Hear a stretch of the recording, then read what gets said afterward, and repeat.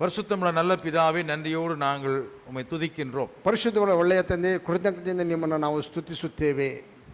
எங்களுடைய இரட்சகரும் ஆண்டவருமாகிய இயேசுவின் நாமத்திலே உம்மை நாங்கள் துதிக்கிறோம். ನಮ್ಮ ರಕ್ಷಕನು ದೇವರಾದಂಥ ಯೇಸು ಕ್ರಿಸ್ತನ ನಾಮದಲ್ಲಿ ನಿಮ್ಮನ್ನು ನಾವು ಸ್ತುತಿಸುತ್ತೇವೆ. இந்த நேரத்திலே கூடி வந்திருக்கிற ஒவ்வொருத்தரோடும் நீர் பேச வேண்டும் என்று நாங்கள் ஜெபிக்கின்றோம். ಈ ಸಮಯದಲ್ಲಿ ಕೂಡಿ ಬಂದಿರುವಂಥ ಪ್ರತಿಯೊಬ್ಬರೊಟ್ಟಿಗೂ ನೀವು ಮಾತನಾಡಬೇಕೆಂದು ನಾವು ಪ್ರಾರ್ಥಿಸುತ್ತೇವೆ. எங்களுடைய இருதயங்களையும் எங்களுடைய மனதுகளையும் சிந்தனைகளையும் ನಮ್ಮ ಒಂದು ಹೃದಯವನ್ನು, ನಮ್ಮ ಮನಸ್ಸಿನ ಆಲೋಚನೆಗಳನ್ನು உம்முடைய கட்டுப்பாட்டுக்குள் எங்களை ஒப்புக் கொடுக்கின்றோம். ನಿಮ್ಮ ಅಧೀನಕ್ಕೆ ನಾವು ಒಪ್ಪಿಸಿಕೊಡುತ್ತೇವೆ. சிறு பிள்ளைகள் முதற்கொண்டு பெரியவர்கள் வரைக்கும், ಚಿಕ್ಕ ಮಕ್ಕಳಿಂದ ದೊಡ್ಡವರವರೆಗೂ, ஆன்லைன்ல வந்திருக்கிற ஒவ்வொருவரையும், ಆನ್ಲೈನ್ನಲ್ಲಿ ಬಂದಿರುವಂಥ ಪ್ರತಿಯೊಬ್ಬರನ್ನು, தூரத்தில் இருக்கிறவர்களையும் ದೂರದಲ್ಲಿರುವವರನ್ನು ஆசீர்வதிக்கும்படியாய் ஜெபிக்கிறோம். ಆಶೀರ್ವದಿಸಬೇಕೆಂದು ನಾವು ಬೇಡಿಕೊಳ್ಳುತ್ತೇವೆ. ஆண்டவராகிய இயேசுவின் மூலமாய் ஜெபிக்கிறோம் நல்ல பிதாவே. ಕರ್ತನಾದ ಯೇಸು ಕ್ರಿಸ್ತನ ಮೂಲಕವಾಗಿ ನಾವು ಬೇಡಿಕೊಳ್ಳುತ್ತೇವೆ ಒಳ್ಳೆಯ ತಂದೆಯೇ. ஆமென். ಆಮೇನ್. நாம் இதற்கு முன்பாக கேட்ட செய்தி என்னவென்றால், ನಾವು ಇದಕ್ಕೆ ಮುಂಚಿತವಾಗಿ ಕೇಳಿದಂಥ ಸಂದೇಶವು ಏನೆಂದರೆ, தேவகுமாரனாகிய இயேசு இந்த பூமியிலே மனுஷனாக வந்தார். ದೇವಕುಮಾರನಾದಂಥ ಯೇಸು ಈ ಭೂಮಿಗೆ ಮನುಷ್ಯನಾಗಿ ಬಂದನು. அவர் வந்த விதத்தை நாம் காலையிலே பார்த்தோம். ಆತನು ಬಂದಂತ ವಿಧಾನವನ್ನು ನಾವು ಬೆಳಗಿನ ಸಮಯದಲ್ಲಿ ನೋಡಿದೆವು. 14 தலைமுறைகளாக மத்திய சுவிசேஷத்தை நாம 3 பகுதிகளை படிக்கிறோம். 14 ಒಂದು ಮತ್ತಾಯನ ಸುವಾರ್ತೆಯ ಒಂದು ಭಾಗದಲ್ಲಿ 14 தலைமுறைகள் 14 தலைமுறைகளாக 14 ತಲೆಗಳಿಂದ ನಾವು ಬೆಳಗ್ಗೆ ನೋಡಿದೆವು. ஆபிரகாமில் இருந்து தாவீது வரைக்கும் ஒரு பகுதி, ಅಬ್ರಹಾಮನಿಂದ ದಾವಿದನವರೆಗೂ ಒಂದು ಭಾಗವು, பரதேசியாய் சஞ்சாரம் பண்ணி கொண்டிருந்த ஆபிரகாமுடைய குடும்பம் படிப்படியாக மேலே வந்து அரசனாக ஆகிற ஒரு உயர்வை நம்ம பார்த்தோம். ಆ ಪರದೇಶಿಯಾಗಿ ಬಂದಂತ ಅಬ್ರಹಾಮನು ಹಂತವಾಗಿ ಮೇಲಕ್ಕೆ ಬಂದು ಅವರು ಅರಸನ ಒಂದು ಸ್ಥಾನಕ್ಕೆ ಬರುವುದನ್ನು ನಾವು ನೋಡಿದೆವು. தாவீது இரண்டாவது பகுதியிலே தாவீது முதல் பாபிலோன் வரைக்கும் என்று பார்த்தோம். ಎರಡನೇ ಭಾಗದಲ್ಲಿ ದಾವೀದ ಮೊದಲುಗೊಂಡು ಬಾಬೆಲಿನವರೆಗೂ ನಾವು ನೋಡಿದೆವು. அந்த 14 தலைமுறைகளிலே சந்ததிகளிலே ಆ 14 ವಂಶಾವಳಿಗಳಲ್ಲಿ என்ன நடந்தது? ஒரு வம்சாவளி தான்.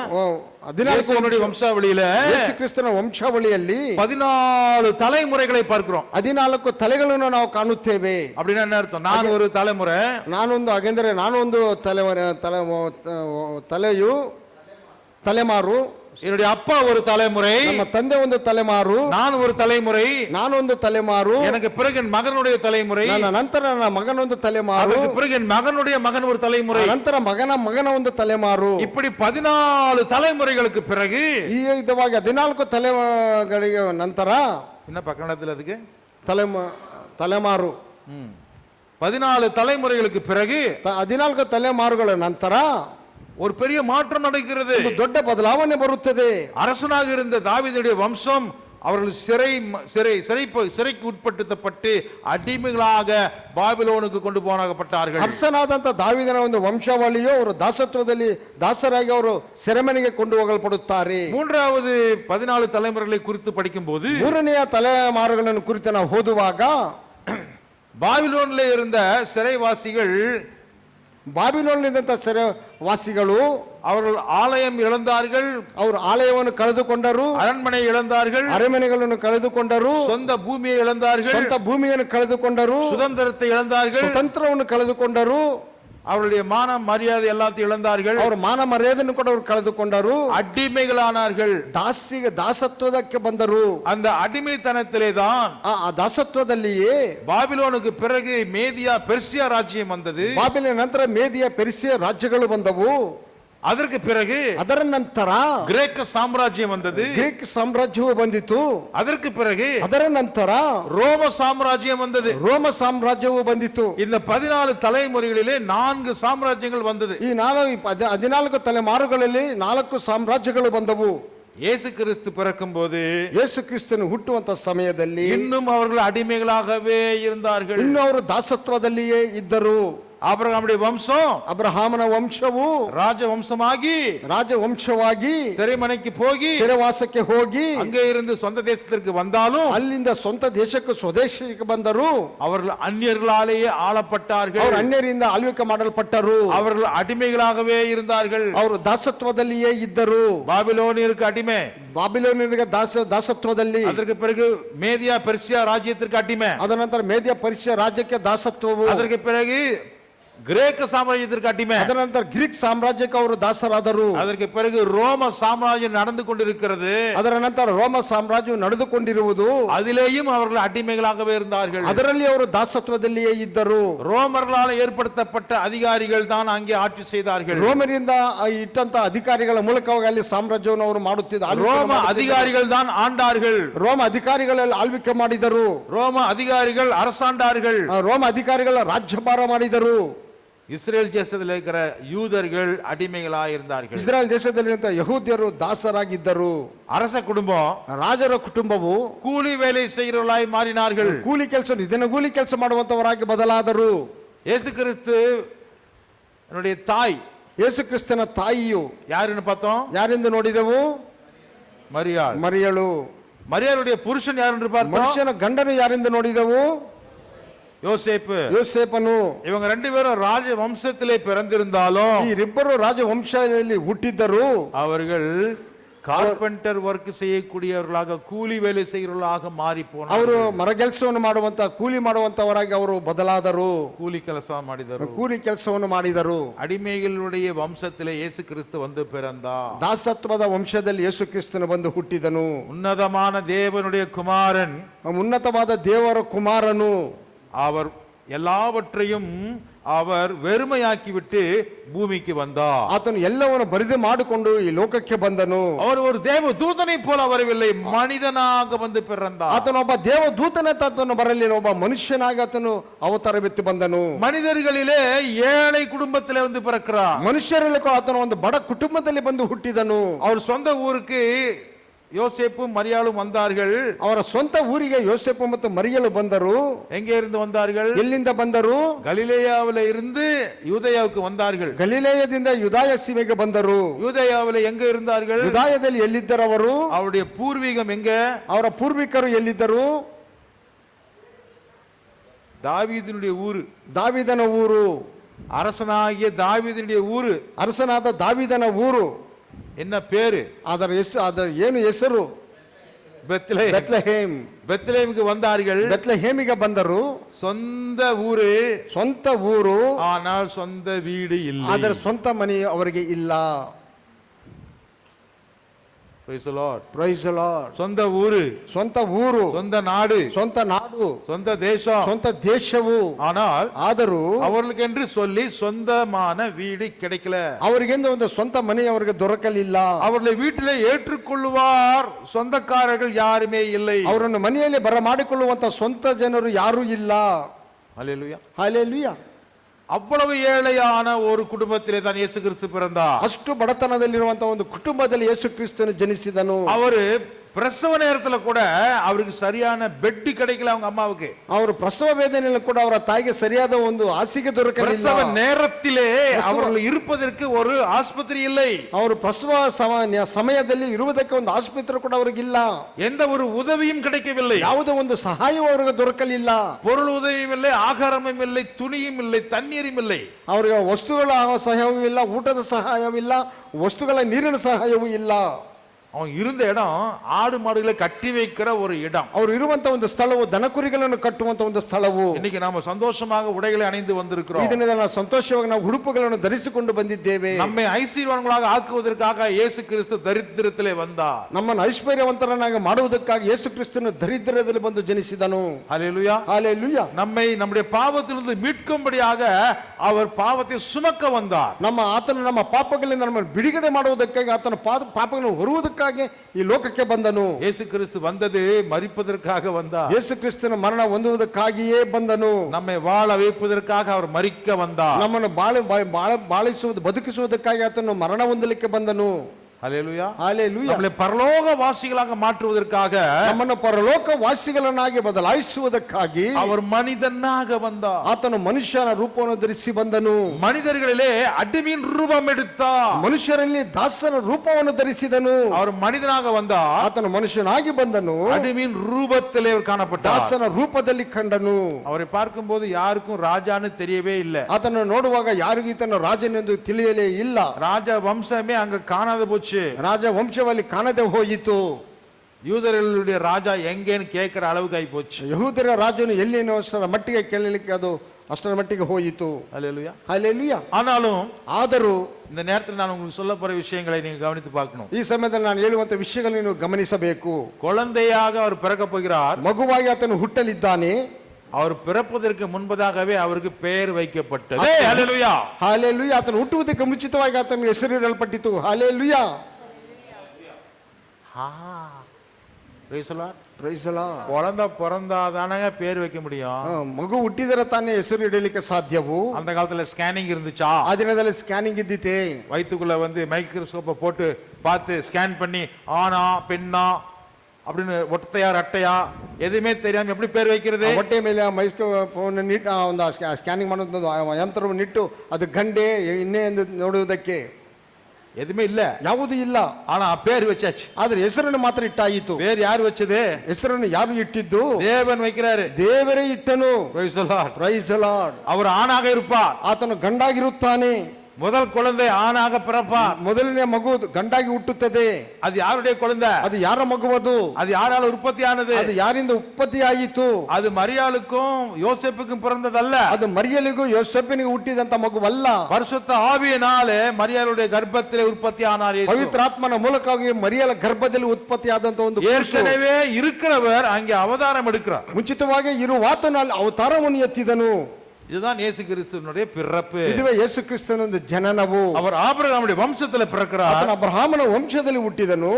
அதிலே யாக்கோபனுடைய கோத்திரத்தில் வருகிறார். ಅವನು ಯಾಕೋಬನ ಗೋತ್ರದಲ್ಲಿ ಆತನು ಬಂದನು. யூதாவினுடைய வழியிலே ಯೂದನ ಮಾರ್ಗದಲ್ಲಿ தாவீதின் குடும்பத்திலே ದಾವೀದನ ಕುಟುಂಬದಲ್ಲಿ அவர் அரச குடும்பத்திலே வந்து அடிமையாய் பிறக்கிறார். ಆ ರಾಜನ ಕುಟುಂಬದಲ್ಲಿ ಬಂದ ಆತನು ಒಬ್ಬ ದಾಸನಾಗಿ ಬಂದನು. அல்லேலூயா. ಹಲ್ಲೆಲೂಯಾ. இயேசு பிறந்தது ಯೇಸು ಹುಟ್ಟಿದ್ದು எப்படிப்பட்ட ஒரு பிறப்பு? ಯಾವ ವಿಧವಾದಂತ ಹುಟ್ಟದು? பயங்கரமான ஒரு கஷ்டமான ஒரு சமயம். ಒಂದು ಕಷ್ಟವಾದ ಭಯಂಕರವಾದ ಒಂದು ಸಮಯವು. இப்ப நம்ம பார்க்கும்போது லைட் வெளிச்சத்தை எல்லாம் பார்த்து ஒரு பக்கம் கிறிஸ்மஸ் ட்ரீ, இன்னொரு பக்கம் பாத்தீங்கன்னா எல்லாம் ஒரே ஜோடன ஸ்டாருங்க தொங்குது, விளக்க பிரகாசமா இருக்குது. ಇಲ್ಲಿ ನಾವು ನೋಡುವಾಗ ಬೆಳಕಿನ ಪ್ರಕಾಶವಿದೆ. ಈ ಕಡೆ ನೋಡಿದ್ರೆ ಕ್ರಿಸ್ಮಸ್ ಟ್ರೀಗಳಿದೆ. ಬಹಳ ವೈಭವವಾಗಿ ಅಲಂಕಾರವಾಗಿದೆ. பின்னாடி உங்களுக்கு பரிசுகள் காத்திருக்குது. ಹಿಂದೆ ನೋಡಿದ್ರೆ ಬಹುಮಾನಗಳು ನಿಮಗೆ ಕಾಯುತ್ತಿವೆ. ஸ்வீட் இருக்குது, ಸ್ವೀಟ್ ಇದೆ. ஆனா அந்த காலத்துல அந்த டைம்ல இயேசுவினுடைய பிறந்த சமயத்துல ಅದು ಯೇಸು ಕ್ರಿಸ್ತನ ಜನನದ ಸಮಯದಲ್ಲಿ மரியாளுக்கு ஒரு கெட்ட பேர் வந்திருக்கும். ಮರಿಯಲಿಗೆ ಒಂದು ಕೆಟ್ಟ ಹೆಸರು ಬಂದಿರಬಹುದು. ரெண்டு பேரும் கூடி வர்றதுக்கு முன்னாடி எப்படி கர்ப்பவதி ஆனாள்? ಇಬ್ಬರು ಕೂಡುವುದಕ್ಕೆ ಮುಂಚಿತವಾಗಿ ಹೇಗೆ ಆಕೆ ಗರ್ಭವನ್ನು ಧರಿಸಿದಳು? யோசேப்பு மேல ஒரு குற்றச்சாட்டு வந்திருக்கும். ಯೇಸು ಕ್ರಿಸ್ತನ ಒಂದು ಅಪರಾಧವನ್ನು ಇರಿಸಲ್ಪಟ್ಟಿರಬಹುದು. யோசேப்பு மேலே ಯೋಸೇಫಿನ ಮೇಲೆ ஒரு குற்றம் வந்திருக்கும். ಒಂದು ಅಪರಾಧ ಬಂದಿರಬಹುದು. என்ன அந்த கூடி வர்றதுக்கு முன்னாடி இந்த ஆளு போய் அந்த பொண்ணை கெடுத்துட்டானா? ಕೂಡಿ ಬರುವುದಕ್ಕೆ ಮುಂಚಿತವಾಗಿ ಮನುಷ್ಯನು ಆ ಹುಡುಗಿಯನ್ನು ಕೆಡಿಸಿದನೆ. நிச்சயதார்த்தம் தானே முடிஞ்சிருக்குது, இன்னும் கல்யாணம் ஆகலையே. ನಿಶ್ಚಿತಾರ್ಥ ತಾನೇ ನಡೆಯುತ್ತಿನ್ನು ಮದುವೆ ಆಗಲಿಲ್ಲವಲ್ಲ. அதற்குள்ளேயே போய் அந்த பெண்ணோட அவன் குழந்தை கொடுத்துட்டானா? கட்டுப்பாடு இல்லையா அந்த ஆளுக்கு? ಅದಕ್ಕೆ ಮುಂಚಿತವಾಗಿ ಇವನು ಒಟ್ಟಿಗೆ ಕೂಡಿ ಮಗು ಗರ್ಭವತಿ ಮಾಡಿದ ಇವನಿಗೆ ಒಂದು ಕಟ್ಟುಪಾಡಿಲ್ಲವೇ?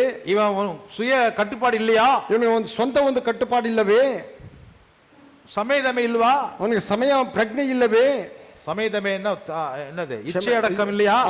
ಅವನಿಗೆ ತನ್ನನ್ನು ತಾನು ಕಂಟ್ರೋಲ್ ಮಾಡ್ಕೊಳ್ಳೋದೊಂದು ஆவியின் கனியில கடைசி என்ன சொல்லுவீங்க? ಕ್ಷಮೆದಮೆ. அதான் சொன்னேன் நான். ಕ್ಷಮೆದಮೆ ಇಲ್ಲವೇ ಅವನಿಗೆ ಇಲ್ಲವೇ? ಅದು என்ன இப்படி ஒரு மனுஷனா இருக்கான்? ಏನು ಈ ವಿಧವಾದ ಮನುಷ್ಯನಾಗಿದ್ದಾನೆ? அந்த பொண்ணை வந்து கெடுத்துட்டானே முன்னாடியே. ಈ ಹುಡುಗಿಯನ್ನು ಕೆಡಿಸಿದನಲ್ಲ ಮುಂಚಿತವಾಗಿಯೇ. இப்படிப்பட்ட பேர்கள் அவனுக்கு வந்திருக்கலாம். ಈ ವಿಧವಾದಂತ ಹೆಸರು ದೂರ ಅವನ ಮೇಲೆ ಬಂದಿರಬಹುದು. அவங்க ஊரை விட்டு ஊர் கடந்து பிரயாணம் பண்ணி வருகிறார்கள். ಅವರು ಊರನ್ನು ಬಿಟ್ಟು ಮತ್ತೊಂದು ಊರಿಗೆ ಪ್ರಯಾಣ ಮಾಡಿ ಬಂದರು. நாசரேத் என்கிற ஊர்ல இருந்தவர்கள், ನಾಜರೇತ್ ಎನ್ನುವಂತ ಊರಲ್ಲಿ ಇದ್ದವರು கலிலேயா ஸ்டேட்ல இருந்து அவங்க யூதேயா ஸ்டேட்டுக்கு அவங்க கழுதின் மேலே பிரயாணம் பண்ணி கொண்டு ಗಲಿಲಾಯ ರಾಜ್ಯದಿಂದ ಯುದಾಯ ರಾಜ್ಯಕ್ಕೆ ಅವರು ಕತ್ತೆಯ ಮೇಲೆ ಪ್ರಯಾಣ ಮಾಡಿಕೊಂಡು ಬಂದರು. வயித்துல இருக்கிற குழந்தை, ಹೊಟ್ಟೆಯಲ್ಲಿರುವಂತ ಮಗು, அதுக்கு நான் காரணமில்ல நான் நீதிமான் என்று யார் சொல்றா? யோசேப்பு சொல்கிறான். ಹೊಟ್ಟೆಲಿರುವಂತ ಮಗುವಿಗೆ ನಾನು ಕಾರಕರ್ತನಲ್ಲ ಅದು ಎಂದು ಯೋಸೇಫನು ಹೇಳುತ್ತಾನೆ. ನಾನು ನೀತಿವಂತನು ಎಂದು ಹೇಳುತ್ತಾನೆ. ನಾನು ಅಪರಾಧಿ ಅಲ್ಲ, ನಾನು ಅಪರಾಧಿ ಅಲ್ಲ, வேத வசனத்தின்படி நான் உண்மையுள்ளவன், ವೇದವಾಕ್ಯಾನುಸಾರವಾಗಿ ನಾನು ನಿಜಸ್ಥನು, நான் அவளை தீண்டவில்லை, தொடவில்லை, ನಾನು ಆಕೆಯನ್ನು ಮುಟ್ಟಲಿಲ್ಲ, ಆತನನ್ನು ಕೆಡಿಸಲಿಲ್ಲ. மரியாளுக்கு என்ன நினைச்சிருப்பா? ಮರಿಯಾಳು ಏನೆಂದುಕೊಂಡಿರಬಹುದು? புருஷனே எனக்கு தெரியாது, ಪುರುಷನಿಗೆ ಇದು ತಿಳಿಯದು, புருஷனை நான் அறியவில்லை, ಪುರುಷನನ್ನು ನಾನು ತಿಳಿದುಕೊಳ್ಳಲಿಲ್ಲ, ಅರಿತುಕೊಳ್ಳಲಿಲ್ಲ, புருஷனை நான் தொடவே இல்லை, ಪುರುಷನನ್ನು ನಾನು ಮುಟ್ಟಲೇ ಇಲ್ಲ, அதுன்னா என்னன்னு எனக்கு தெரியாது, ಅದು ಏನೆಂದೇ ನನಗೆ ತಿಳಿಯದು. ஆனால் நான் ஒரு குழந்தைக்கு தாயாக போகிறேன், ಆದರೂ ನಾನು ಒಬ್ಬ ಮಗುವಿಗೆ ತಾಯಾಗಲಿದ್ದೇನೆ, எனக்கு என்ன நடக்குமோ தெரியல, ನಂತರ ಏನು ನಡೆಯುತ್ತದೆ ನನಗೆ ತಿಳಿಯದು. எப்படி இருந்திருக்கும் உங்களுக்கு? ಹೇಗಿರಬಹುದು ಅವರ ಪರಿಸ್ಥಿತಿ? ஃபர்ஸ்ட் கிறிஸ்மஸ் எப்படி இருந்திருக்கும்? First Christmas ಹೇಗಿರಬಹುದು? ஸ்வீட் இருந்துச்சா? ಅವಳಿಗೆ ಸಿಹಿ ಇದ್ದಿತೆ, பெல் சவுண்ட், டான்ஸ், ಅಲ್ಲಿ ಬೆಲ್ಲು, ಡ್ಯಾನ್ಸ್, ಈ ವಿಧವಾದಂತಹ ಶಬ್ದಗಳಿದ್ದಿತೆ, அலங்காரம், ಅಲಂಕಾರವು ஒண்ணுமே இல்ல, ಯಾವುದೂ ಇಲ್ಲ. குழப்பம், ಗೊಂದಲವು, கேள்விகள், ಪ್ರಶ್ನೆಗಳು, குற்றச்சாட்டுகள், ಅಪರಾಧಗಳು, பிரயாண களைப்பு, ಪ್ರಯಾಣದ ಒಂದು ಸುಸ್ತು, தங்குவதற்கு இடமில்லை, ಇರಲಿಕ್ಕೆ ಮನೆಗೆ ಸ್ಥಳವಿಲ್ಲ, ஆதரிப்பதற்கு ஃப்ரெண்ட்ஸ் இல்ல, ಆದರಣೆ ಮಾಡಲಿಕ್ಕೆ ಸ್ನೇಹಿತರಿಲ್ಲ, எல்லாரும் ஒரு கைவிடப்பட்ட நிலைமை தான் கிறிஸ்மஸ் டைம். ಎಲ್ಲರೂ ಕೈ ಬಿಟ್ಟಿರುವಂತಹ ಸಮಯ ಕ್ರಿಸ್ಮಸ್ ಸಮಯವು. தேவனே நான் விசுவாசித்தேன் என்று ஆபிரகாம் சொன்ன உடனே, ದೇವರನ್ನು ನಾನು ನಂಬುತ್ತೇನೆ ಎಂದು ಅಬ್ರಹಾಮನು ಹೇಳಿದ ತಕ್ಷಣ அவனுக்கு என்ன அனுபவத்தை கர்த்தர் கொடுத்தார் தெரியுமா? ಅವನು ಯಾವ ಅನುಭವವನ್ನು ದೇವರು ಕೊಟ್ಟನು ಗೊತ್ತುಂಟೆ? உன் சொந்த தேசத்தை விட்டு, ನಿನ್ನ ಸ್ವಂತ ದೇಶವನ್ನು விட்டுவிடு, ಬಿಡು, உன்னுடைய தகப்பனுடைய வீட்டை விட்டுவிடு, ನಿಮ್ಮ ತಂದೆಯ ಮನೆಯನ್ನು ಬಿಡು, உன் இன ஜனங்களை விட்டுவிடு, ನಿನ್ನ ಬಂಧು ಬಳಗವನ್ನು ಬಿಡು, இந்த இடமே உனக்கு வேண்டாம், ಈ ಒಂದು ಸ್ಥಳವೇ ನಿನಗೆ ಬೇಡ, உனக்கு தெரியாத இடத்தை நான் வழிகாட்டுகிறேன், அங்க போ, ನಿನಗೆ ತಿಳಿದಿರುವಂತಹ ಸ್ಥಳಕ್ಕೆ ನಾನು ಮಾರ್ಗ ತೋರಿಸುತ್ತೇನೆ, ನಿನ್ನ ಅಲ್ಲಿಗೆ ಹೋಗು. ஒவ்வொரு ஸ்டெப்பும் அவனுக்கு தெரியாம தான் எடுத்து வைக்கிறான். ಒಂದೊಂದು ಹೆಜ್ಜೆಯನ್ನು ಅವನಿಗೆ ತಿಳಿದವನು ಇಡುತ್ತಿದ್ದಾನೆ. எங்க போறனே தெரியாது, ಎಲ್ಲಿಗೆ ಹೋಗುತ್ತೇನೆ ಎಂದು ತಿಳಿಯದು. கர்த்தர் வழி நடத்துவார், ದೇವರು ನಡೆಸುತ್ತಾನೆ, கர்த்தர் இடத்தை நமக்கு காட்டுவார், ದೇವರು ನನಗೆ ಸ್ಥಳವನ್ನು ತೋರಿಸುತ್ತಾನೆ. போற இடத்துல ஒரு டென்ட் போடுகிறார், ಹೋಗುವಂತಹ ಸ್ಥಳದಲ್ಲಿ ಒಂದು ಗುಡಾರವನ್ನು ಹಾಕುತ್ತಾನೆ. எவ்வளவு நாள் இருக்க போறோம் இந்த இடத்துல தெரியாது, ಎಷ್ಟು ದಿನ ಇರುತ್ತೇನೆ ಎಂದು ತಿಳಿಯದು. அடுத்த நாள் பிரயாணம் ஸ்டார்ட் ஆகுது, ನಂತರ ದಿನದಲ್ಲಿ ಪ್ರಯಾಣ ಪ್ರಾರಂಭವಾಗುತ್ತದೆ. அங்கே ஒரு டென்ட் போடுகிறார், ಅಲ್ಲೊಂದು ಗುಡಾರವನ್ನು ಹಾಕುತ್ತಾನೆ. மறுபடியும் அடுத்த நாள், ನಂತರ ಮಾರನೇ ದಿನ இந்த இடம் இல்லையா, வேற இடத்துக்கு போகணுமா, ಈ ಒಂದು ಸ್ಥಳವಲ್ಲ ಮತ್ತೊಂದು ಸ್ಥಳಕ್ಕೆ ಹೋಗು. ஒவ்வொரு நாளும் தங்கும் போது ಟೆಂಟ್, ಒಂದೊಂದು ದಿನ ಅವರನ್ನು ತಂಗುವಾಗ ಅವನಿಗೆ ಒಂದು ಗುಡಾರವು. எத்தனை நாட்கள் போட்டிருப்பான்னு நினைக்கிறீங்க? ಅವನು ಎಷ್ಟು ದಿನಗಳ ಕಾಲ ಆ ವಿಧವಾಗಿ ಇದ್ದನ್ನು ಅಂದುಕೊಳ್ಳುತ್ತೀರಿ? ஒவ்வொரு நாளும் டென்ட் தான், ಒಂದೊಂದು ದಿನವೂ ಗುಡಾರವೇ. பிரயாணம் ஆரம்பித்து ಪ್ರಯಾಣವನ್ನು ಪ್ರಾರಂಭ ಮಾಡಿ அவனுக்கு கர்த்தர் கொடுத்த வாக்குத்தத்தத்தின்படி ஒரு குழந்தை பெற்றுக்கொள்வதற்கு, ಅವನು ದೇವರು ಕೊಟ್ಟಂತ ವಾಗ್ದಾನ ಪ್ರಕಾರವಾಗಿ ಒಂದು ಮಗುವನ್ನು ಪಡೆದುಕೊಳ್ಳುವುದಕ್ಕೆ எத்தனை வருஷங்கள் காத்திருந்தான்? ಎಷ್ಟು ವರ್ಷಗಳು ಕಾದನವನು. என் கூட காலையில தியானம் பண்ண உங்களுக்கு தெரியலையா? ಬೆಳಗಿನ ಸಮಯದಲ್ಲಿ ನಾವು ಧ್ಯಾನ ಮಾಡಿದೆವು, ನಿಮಗೆ ತಿಳಿಯದೆ. கர்த்தர் அவனை அழைக்கும் போது அவனுக்கு 75 ವಯಸ್ಸು. ದೇವರವನನ್ನು ಕರೆಯುವಂತ ಸಂದರ್ಭದಲ್ಲಿ ಅವನಿಗೆ 75 ವರ್ಷ. அவனுக்கு குழந்தை பிறக்கும் போது, முதல் குழந்தை பிறக்கும் போது அவனுக்கு வயசு 100. ಅವನು ಮೊದಲನೇ ಮಗು ಅವನಿಗೆ ಹುಟ್ಟುವಂತ ಸಮಯದಲ್ಲಿ ಅವನಿಗೆ ವಯಸ್ಸು 100. அப்போ எத்தனை வருஷங்கள் அவன் டென்ட் போட்டுக்கொண்டு போய்கொண்டே இருந்தான்? ಅವಾಗ ಎಷ್ಟು ವರ್ಷ ಕಾಲ ಅವನು ಗುಡಾರಗಳನ್ನು ಹಾಕಿಕೊಂಡು ಹೋದನು? 25 வருஷம். 25 ವರ್ಷ ಕಾಲ. ஒரு வருஷத்துக்கு, ಒಂದು ವರ್ಷಕ್ಕೆ எத்தனை நாட்கள்? ಎಷ್ಟು ದಿನಗಳು? 365 நாளும் டென்ட் போடுறது, எடுக்கிறது, போடுறது, நகர்றது, போடுறது, எடுக்கிறது, போறது, இப்படியே ಅವನು 365 ದಿನ ಕಾಲ ಅವನು ಗುಡಾರವನ್ನು ಹಾಕುವುದು, ಅಲ್ಲಿಂದ ತೆಗೆದು ಬೇರೆ ಕಡೆಗೆ ಹೋಗುವುದು, ಗುಡಾರ ಹಾಕುವುದು, ಮತ್ತೊಂದು ಕಡೆಗೆ ಹೋಗುವುದು. ಅವನು ಹೋಗುತ್ತಲೇ ಇದ್ದಾನೆ. ಇದಕ್ಕೆ என்ன பேரு? ಇದಕ್ಕೆ ಹೆಸರು ಏನು? ಅಲೆಮಾರಿ. Thank you brother. Hallelujah. Tamil என்ன சொல்லுங்க? ತಮಿಳಲ್ಲಿ ಅಗದಿಗಳು. ಅಗದಿಗಳು. ಕನ್ನಡದಲ್ಲಿ ಏನು ಹೇಳ್ತೀರಾ? ಅಲೆಮಾರಿಗಳು. ತೆಲುಗುలో ಏನು చెప్తాను? ಪರದೇಶಿಲು. ಪರದೇಶಿ. ಹಿಂದಿ में बोल. ಪರದೇಶಿ. ಇಂಗ್ಲಿಷ್ல என்ன சொல்லுங்க? sojourner. sojourner is a traveler. ಅವರು ಪ್ರಯಾಣ ಮಾಡುವವರು. he is a foreigner. ಆತನ ಪರದೇಶಿಯು. he is not belonging to this place today. Yesterday he was there, today he is here, tomorrow we don't know where he will be. நேத்து அங்க இருந்தான், ನಿನ್ನ ಅಲ್ಲಿದ್ದನು, இன்னைக்கு இங்க வந்திருக்கான். ಈ ದಿನ ಇಲ್ಲಿದ್ದಾನೆ. ஏய் அவங்ககிட்ட யாரும் பழகாதீங்க, ಅವನೊಟ್ಟಿಗೆ ಯಾರು ಸೇರಬೇಡಿರಿ, நாளைக்கு எங்க போறான்னு ನಾಳೆ தெரியாது. ಎಲ್ಲಿಗೋ ತಿಳಿಯದು. ஒரு நாளைக்கு ஒரு டென்ட், ಒಂದೊಂದು ದಿನ ಒಂದೊಂದು ಗುಡಾರವು. ஒரு வருஷத்துல குறைஞ்சது 300 தடவை போட்டிருப்பான். ಒಂದು ವರ್ಷದಲ್ಲಿ ಕಮ್ಮಿ ಅಂದ್ರೆ 300 ಸಾರಿ ಅವನು ಹಾಕಿರಬಹುದು. 25 வருஷம் 25 ವರ್ಷ ಕಾಲ இப்படிப்பட்ட ஒரு சந்ததியில தான் ಈ ವಿಧವಾದಂತ ಒಂದು ವಂಶಾವಳಿಯಲ್ಲಿಯೇ தேவன் தன்னுடைய மகனை அனுப்பினார். ದೇವರು ತನ್ನ ಮಗನನ್ನು ಕಳುಹಿಸಿಕೊಟ್ಟನು. ஹல்லேலூயா. ಹಾಲೆಲೂಯಾ. கஷ்டமான ஒரு வம்சத்துல தான் இயேசு கிறிஸ்து பிறக்கிறார். ಕಷ್ಟವಾದ ಒಂದು ವಂಶದಲ್ಲಿಯೇ ಯೇಸು ಕ್ರಿಸ್ತನು ಬಂದು ಹುಟ್ಟಿದನು. ಆದರೆ ஆபிரகாமுக்கு ஒரு வாக்குத்தத்தத்தை கர்த்தர் கொடுத்து விட்டார். ಅಬ್ರಹಾಮನಿಗೆ ಒಂದು ವಾಗ್ದಾನವನ್ನು ದೇವರು ಕೊಟ್ಟನು. உன் மூலமாக, உன் சந்ததி மூலமாக இந்த உலகமே எல்லா குடும்பங்களும் ಆಶೀರ್ವದಿಸಲ್ಪடும். ನಿನ್ನ ಮೂಲಕವಾಗಿ, ನಿನ್ನ ಸಂತತಿಯ ಮೂಲಕವಾಗಿ ಸರ್ವ ಲೋಕವು ಆಶೀರ್ವದಿಸಲ್ಪಡುವುದು. உன் சந்ததி மூலமாக, ನಿನ್ನ ಸಂತಾನದ ಮೂಲಕವಾಗಿ. அந்த சந்ததி யாருன்னு தான், ಆ ಸಂತತಿ ಯಾರೆನ್ನುವುದೇ மத்திய எழுதின சுவிசேஷம், ಮತ್ತಾಯನು ಬರೆದ ಸುವಾರ್ತೆಯು. கை தட்ட மாட்டீங்களா? பழைய ஏற்பாடு ஆபிரகாமுக்கு கொடுத்த வாக்குத்தத்தத்தினுடைய சந்ததி யாரு?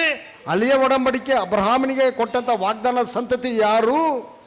ஈசாக்கின் மூலமாக, ಈಸಾಕನ ಮೂಲಕವಾಗಿ, யாக்கோபின் மூலமாக, ಯಾಕೋಬನ ಮೂಲಕವಾಗಿ, யூதா குடும்பத்திலே, ಯೂದ ಕುಟುಂಬದಲ್ಲಿ, தாவீதினுடைய வம்சத்திலே, ದಾವೀದನ ವಂಶಾವಳಿಯಲ್ಲಿ யோசேப்பும் மரியாளும் வர்றாங்களே, ಯೋಸೇಫ ಮರಿಯಳು ಬರುತ್ತಾರಲ್ಲವೇ, அவங்களுக்கு ஒரு குழந்தை பிறக்குது. ಅವರಿಗೆ ಒಂದು ಮಗುವು ಹುಟ್ಟುತ್ತದೆ. ஆபிரகாமுக்கு சொன்ன வாக்குத்தத்தத்தின்படியாக, ಅಬ್ರಹಾಮನಿಗೆ ಹೇಳಿದಂತ ವಾಗ್ದಾನದ ಪ್ರಕಾರವಾಗಿ அந்த குழந்தைக்கு என்ன பேர் வைக்கணும்? ಆ ಮಗುವಿಗೆ ಏನು ಹೆಸರಿಡಬೇಕು? நீங்க வைக்க வேண்டாம், ನೀವು ಇಡುವುದು ಬೇಡ. நான் சொல்ற பேர் தான் அவருக்கு வரணும். ನಾನು ಹೇಳುವಂತ ಹೆಸರೇ ಆತನಿಗೆ ಇಡಬೇಕು. ஆண்டவர் தூதன் மூலமாக சொல்லிவிட்டார். ದೇವರು ದೂತರ ಮೂಲಕವಾಗಿ ಹೇಳಿದನು. அல்லேலூயா. ಹಲ್ಲೆಲೂಯಾ. இந்த குழந்தைக்கு, ಆ ಮಗುವಿಗೆ என்ன பேர் வைக்கணும்? ಏನು ಹೆಸರಿಡಬೇಕು? 21வது வசனம், 21ನೇ ವಾಕ್ಯ. To a son, she will give birth to a son, and you are to give him and you have to give him the name Jesus, the name Jesus, because he will save his people because he will save his people from their sins. from their sins. ಆಕೆಯು ಒಬ್ಬ ಮಗನನ್ನು Just a minute. ಹಡೆಯೋಳು. Why? Because the reason for being slaves is they sinned against God. They became slaves. The descendants of Abraham, they became dynasty, king's family, but then they sinned against God.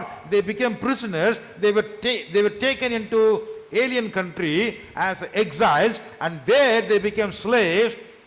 The reason for being slaves is sin. Now, Jesus was born as the Savior to save their people from their sin. That is the reason for slavery. ಈಗ ಕನ್ನಡದಲ್ಲಿ ಓದಿ. ಆಕೆಯು ಆಕೆಯು ಒಬ್ಬ ಮಗನನ್ನು ಹಡೆಯುವಳು. ಹಾ, ನೀನು ಆತನಿಗೆ ಯೇಸು ಎಂದು ಹೆಸರಿಡಬೇಕು. ಹಾ. ಯಾಕಂದರೆ ಹಾ. ಆತನೇ ತನ್ನ ಜನರನ್ನು ಆತನು ತನ್ನ ಜನರನ್ನು ಅವರ ಪಾಪಗಳಿಂದ ತನ್ನ ಜನರ ಪಾಪಗಳಿಂದ ಬಿಡಿಸಿ ಅವರನ್ನು ಬಿಡಿಸಿ ಕಾಯುವನು. ಕಾಯುವನು. அவள் ஒரு குமாரனை பெறுவாள். அந்த மரியாள் ஒரு குமாரனை பெறுவாள். அவருக்கு இயேசு என்று பெயரிடுவாயாக. அந்த குழந்தை ஒரு மனிதனாக, ஒரு மனுஷனாக பிறப்பார். அவருக்கு இயேசு என்று பெயரிடுவாயாக.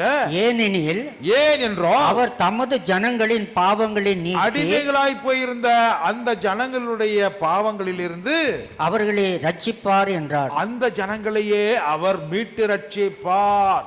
அடிமைத்தனத்திற்கு காரணம் என்ன? ದಾಸತ್ವದಲ್ಲಿರುವುದಕ್ಕೆ ಕಾರಣವೇನು?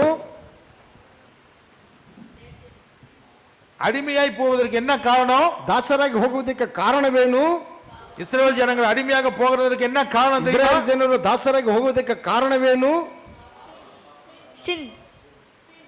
இது தமிழ்ல சொல்ல மாட்டேங்கிறீங்க, யாருக்கும் தெரியலையா? தமிழ் ಅವರುடைய பாவம். ಪಾಪಂ பாவம். பாவம் செய்தார்கள், ಪಾಪವನ್ನು ಮಾಡಿದರು, பாவத்தினாலே அடிமைகளானார்கள். ಪಾಪದಿಂದ ಅವರು ದಾಸರಾದರು. அந்த அடிமைகளுடைய குடும்பத்திலே பாவமே செய்யாமல் இயேசு பிறக்கிறார். ಆ ದಾಸರ ಒಂದು ಕುಟುಂಬದಲ್ಲಿ ಪಾಪವೇ ಮಾಡದಂತ ಯೇಸು ಕ್ರಿಸ್ತನು ಹುಟ್ಟಿದನು. ஏன் அவருக்கு இயேசுன்னு பேர் வைத்தாங்க? ಏಕೆ ಆತನಿಗೆ ಯೇಸು ಎಂದು ಹೆಸರಿಟ್ಟರು? தன் ஜனங்க எல்லாருமே அடிமையாக இருக்கிறாங்க. ತನ್ನ ಜನರೆಲ್ಲರೂ ದಾಸತತ್ವದಲ್ಲಿ ಬಿದ್ದಿದ್ದಾರೆ. பாவம் செய்கிறவன் பாவத்துக்கு அடிமை. ಪಾಪ ಮಾಡಿದವನು ಪಾಪಕ್ಕೆ ದಾಸನು. அதனால ಆದ್ದರಿಂದ தன் ஜனங்களை, ತನ್ನ ಜನಗಳನ್ನು, பாவம் செஞ்சு அடிமையில இருக்கிற தன் ஜனங்களை, ಪಾಪ ಮಾಡಿ ದಾಸತ್ವದಲ್ಲಿರುವಂತ ತನ್ನ ಜನರನ್ನು அவருடைய பாவத்திலிருந்து அவர்களை விடுதலை செய்ய வேண்டும். ಅವರ ಪಾಪದಲ್ಲಿ ಅವರನ್ನು ಬಿಡುಗಡೆ ಮಾಡಬೇಕು. அதற்காகத்தான் ಅದಕ್ಕಾಗಿಯೇ அவருக்கு பேர் இயேசு. ಆತನಿಗೆ ಹೆಸರು ಯೇಸು, யேசுவா ಯೇಸುವ அப்படின்னு சொன்னால் ಈ ವಿಧವಾಗಿ ಹೇಳಿದರೆ எபிரேய பாஷையில ಇಬ್ರು ಭಾಷೆಯಲ್ಲಿ ரட்சிப்பு கொடுக்கிற கர்த்தர், ರಕ್ಷಣೆಯನ್ನು ಕೊಡುವಂತ ಕರ್ತನು. தெலுங்குல చదవండి. ತೆಲುಗು ಮೈಕಲ್ಲಿ ಇಲ್ಲದಿದ್ರೆ ಓದಬೇಡಿ, ಮೈಕಲ್ಲಿ ಬಂದು ಓದಬೇಕು. ಹತ್ರ ಬಮ್ಮಯ್ಯ. ఆమె ఒక కుమారుని కనును, తన ప్రజలను వారి పాపముల నుండి ఆయనే రక్షించును గనుక ఆయనకు యేసు అను పేరు పెట్టెదవనెను. ஆமென், ஹல்லேலூயா. ಹಾಲೆಲೂಯಾ. இயேசு என்றால் ಯೇಸು ಎಂದರೆ தம்முடைய சொந்த ஜனங்கள், அடிமைகளாக இருக்கிற அந்த ஜனங்களை, ನಮ್ಮ ಸ್ವಂತ ಜನರನ್ನು, ದಾಸತ್ವದಲ್ಲಿರುವಂತಹ ತನ್ನ ಜನರನ್ನು, அந்த அடிமைத்தனத்துக்கு காரணமா இருக்கிற பாவத்திலிருந்து அவர்களை விடுதலை செய்ய வேண்டும். ದಾಸತ್ವಕ್ಕೆ ಕಾರಣವಾಗಿರುವಂತಹ ದಾಸತ್ವ ಪಾಪದಿಂದ ಅವರನ್ನು ಬಿಡುಗಡೆ ಮಾಡಬೇಕು. அடிமைத்தனத்துக்கு காரணம் பாவம், ಆ ದಾಸತ್ವಕ್ಕೆ ಕಾರಣವು ಪಾಪವು. அந்த பாவத்திலிருந்து அவர்களை விடுதலை செய்ய வேண்டும். ಆ ಪಾಪದೊಳಗಿಂದ ಅವರನ್ನು ಬಿಡುಗಡೆ ಮಾಡಬೇಕು. அவர்களை விடுவித்து காப்பாற்ற வேண்டும். ಅವರನ್ನು ಬಿಡಿಸಿ ಕಾಪಾಡಬೇಕು. அதனாலதான் அவருக்கு பேரு ரட்சகர். ಆದ್ದರಿಂದಲೇ ಆತನಿಗೆ ಹೆಸರು ರಕ್ಷಕನು. நம்முடைய ஜனங்களுக்கு என்ன இருக்குது? ನಮ್ಮ ಜನರಿಗೆ ಏನಿರುವುದು? பாவம் இருக்குது, ಪಾಪವಿದೆ. அதனாலதான் அவங்க அடிமையா இருக்காங்க. இன்னொருத்த வந்து ஆளுகை செய்யறான். ಅದರಿಂದ ಅವರು ದಾಸರಾಗಿದ್ದಾರೆ, ಮತ್ತೊಬ್ಬರು ಅವರ ಮೇಲೆ ಆಳ್ವಿಕೆ ಮಾಡುತ್ತಿದ್ದಾರೆ. அடிமைன்னு என்ன அர்த்தம்? ದಾಸರು ಎಂದರೆ ಏನರ್ಥವು? நம்ம சுதந்திரமா எதையும் செய்ய முடியாது. ನಾವು ಸ್ವತಂತ್ರರಾಗಿ ಯಾವುದನ್ನು ಮಾಡಲಿಕ್ಕೆ ನಮಗೆ ಹಕ್ಕಿಲ್ಲ. இன்னொருத்த வந்து நமக்கு சொல்றதா நாம செஞ்சோம். ಮತ್ತೊಬ್ಬರು ಬಂದು ಹೇಳುವುದನ್ನ ನಾವು ಮಾಡಬೇಕು. ஹல்லேலூயா. ಹಾಲೆಲೂಯಾ. 1984 வருஷத்திலே 1984ನೇ ವರ್ಷದಲ್ಲಿ நானும் ஒரு பாவத்திற்கு அடிமையாய் வாழ்ந்து கொண்டிருந்தேன். ನಾನು ಪಾಪಕ್ಕೆ ದಾಸನಾಗಿ ನಾನು ಬಾಳುತ್ತಿದ್ದೆನು. இயேசு கிறிஸ்து மூலமாக, ಯೇಸು ಕ್ರಿಸ್ತನ ಮೂಲಕವಾಗಿ தேவன் எனக்கு அடிமைத்தனத்தை விடுதலை கொடுத்தார். ದೇವರು ನನಗೆ ಆ ದಾಸತ್ವದೊಳಗಿಂದ ನನಗೆ ಬಿಡುಗಡೆಯನ್ನು ಕೊಟ್ಟನು. உங்களுக்கு கொடுத்திருக்கிறாரா? ನಿಮಗೆ ಕೊಟ್ಟಿದ್ದಾನೆಯೇ? எந்த வருஷத்துல? ಯಾವ ವರ್ಷದಲ್ಲಿ? அதே தெரியாது பாஸ்டர். ಅದೇ ತಿಳಿಯಲ್ಲ ಪಾಸ್ಟರ್. நான் என்னைக்கு ரட்சிக்கப்பட்டேன், எப்ப, அதே எனக்கே தெரியாது. ನಾನು ರಕ್ಷಣೆ ಹೊಂದಿದ ದಿನ ಯಾವಾಗ ಏನೋ ನನಗೆ ತಿಳಿಯೋದು. நீங்க சொல்லுங்க உங்க டேட்டா. ನಾನು 2002ರಲ್ಲಿ ನಾನು 9ನೇ ತಾರೀಕು ರಕ್ಷಣೆ ಹೊಂದಿದೆ. ஹல்லேலூயா. ಹಾಲೆಲೂಯಾ. உங்களுக்கு ரட்சிப்பு கிடைச்சிருக்குதா? ನಿಮಗೆ ರಕ್ಷಣೆ ದೊರಕಿದೆಯೇ? இயேசு கிறிஸ்து உங்களை விடுதலை செய்திருக்கிறாரா? ಯೇಸು ಕ್ರಿಸ್ತ ನಿಮ್ಮನ್ನು ಬಿಡುಗಡೆ ಮಾಡಿದ್ದಾನೆಯೇ? இயேசு உங்களுக்கு ரட்சகராக இருக்கிறாரா? ಯೇಸು ನಿಮಗೆ ರಕ್ಷಕನಾಗಿದ್ದಾನೆಯೇ? இந்த பேரு ಈ ಹೆಸರು எங்கிருந்து வந்துச்சு? ಎಲ್ಲಿಂದ ಬಂದಿತು? ஒரு ரட்சகர் என்னெல்லாம் செய்வாரு? ಒಬ್ಬ ರಕ್ಷಕನು ಏನೆಲ್ಲ ಮಾಡುತ್ತಾನೆ? இது ஏற்கனவே ஆண்டவர் இப்படி ஒரு குழந்தை பிறக்க போறத பல 100 வருஷங்களுக்கு முன்னாடியே சொல்லிட்டார். ಇದು ಮುಂಚಿತವಾಗಿ ಇವತ್ತು ಮಗು ಹುಟ್ಟುತ್ತೆ ಎಂದು ಹಲವು ವರ್ಷಗಳ ಹಿಂದೆ ಆತನು ಹೇಳಿದನು ದೇವರು. ஹல்லேலூயா. ಹಾಲೆಲೂಯಾ. நாடகம் ரெடியா இருக்கீங்களாப்பா? ಸಿದ್ಧವಾಗಿದ್ದೀರಪ್ಪ ನಾಟಕ ಮಾಡಕ್ಕೆ? 2 minutes. ஓகே.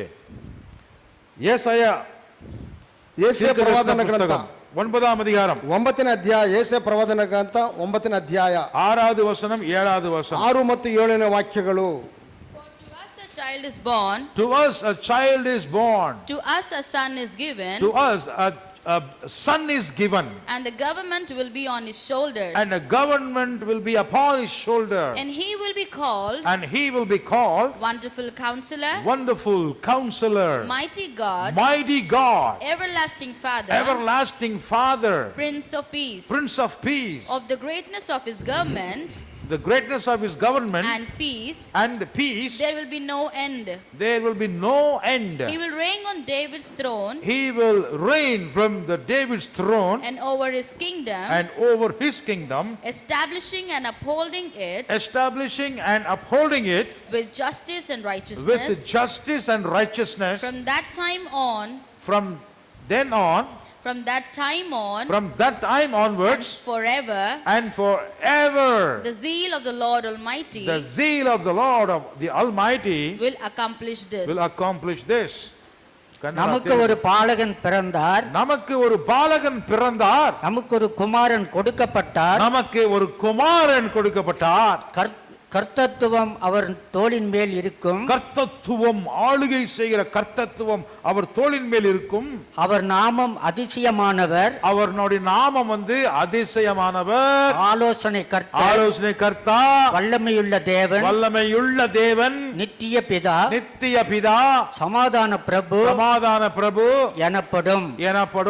தாவீதின் சிங்காசனத்தையும் தாவீதினுடைய சிங்காசனத்தையும் அவனுடைய ராஜ்யத்தையும் அவனுடைய ராஜ்யத்தையும் அவர் திடப்படுத்தி அதை இது முதற்கொண்டு என்றென்றைக்கும் நியாயத்தினாலும் நீதியினாலும் நிலைப்படுத்தும்படிக்கு அவருடைய கர்த்தத்துவத்தின் பெருக்கத்துக்கும்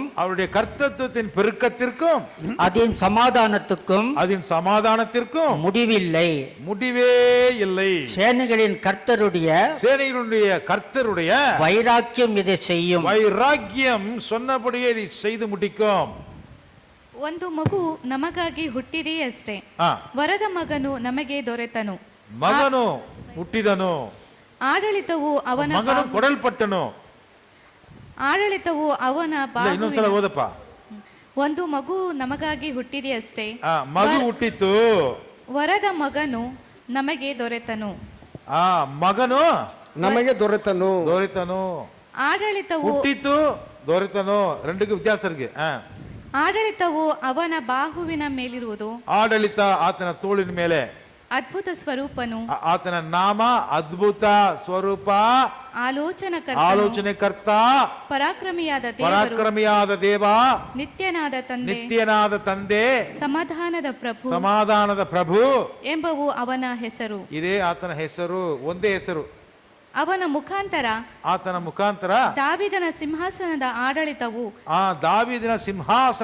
ಆಡಳಿತವು ಅಭಿವೃದ್ಧಿಯಾಗುತ್ತದೆ. ದಾವೀದನ ರಾಜ್ಯದಲ್ಲಿ ನಿತ್ಯ ಸಮಾಧಾನ ಇರುವುದು. ಆ ರಾಜ್ಯವು ಇಂದಿನಿಂದ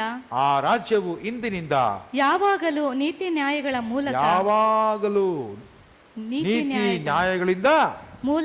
ಮೂಲಕ ಸ್ಥಾಪಿತವಾಗಿ ಸ್ಥಿರವಾಗಿರುವುದು. ಸೇನಾಧೀಶ್ವರನಾದ ಯೆಹೋವನು ಆಗ್ರಹವು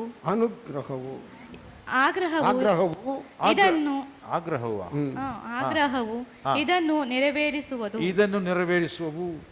ఏలయనగా మనకు శిశువు పుట్టెను, ಹುಟ್ಟಿತು, మనకు కుమారుడు అనుగ్రహింపబడెను, అనుగ్రహింపబడెను.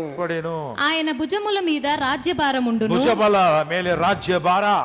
ఆశ్చర్యకరుడు, ఆలోచనకర్త, బలవంతుడైన దేవుడు, నిత్యుడగు తండ్రి, నిత్యవాద తండ్రి, సమాధానకర్తను, అధిపతి అని అతనికి పేరు పెట్టబడెను. సమాధానద ప్రభు. ఇది మొదలుకొని మితి లేకుండా దానికి వృద్ధియు క్షేమమును కలుగునట్లు సర్వకాలము దావీదు సింహాసనమును రాజ్యమును నియమించుచును న్యాయము వలనను నీతి వలనను రాజ్యమును స్థిరపరచుటకు అతడు సింహాసనాసీనుడై రాజ్య పరిపాలన చేయును. సింహాసన రాజ్య భార ఎందిగిరుವುದು. హల్లెలూయా. అధిపతియగు యెహోవా ఆసక్తి కలిగి దీనిని నెరవేర్చును. Praise lord. ఇలా చప్పట్లు తట్టి. என்னங்க பாஸ்டர் நீங்க கன்ஃபியூஸ் பண்ணி விட்டுட்டீங்களே. ஏன் பாஸ்டர் ನೀವು ನಮಗೆ ಗೊಂದಲದಲ್ಲಿ ತಂದು ಮಡಗ್ಬಿಟ್ರಲ್ಲ. யோசேப்புனுக்கு பேர் வைன்னு சொல்லும் போது இயேசுன்னு சொல்லி சிம்பிளா சொல்லிவிட்டாரு. யோசேப்பிನ ಹೆಸರಿಡುವಾಗ ಯೇಸು ಎಂದು ಬಹಳ ಸರಳವಾಗಿ ಹೇಳಿಬಿಟ್ಟರು.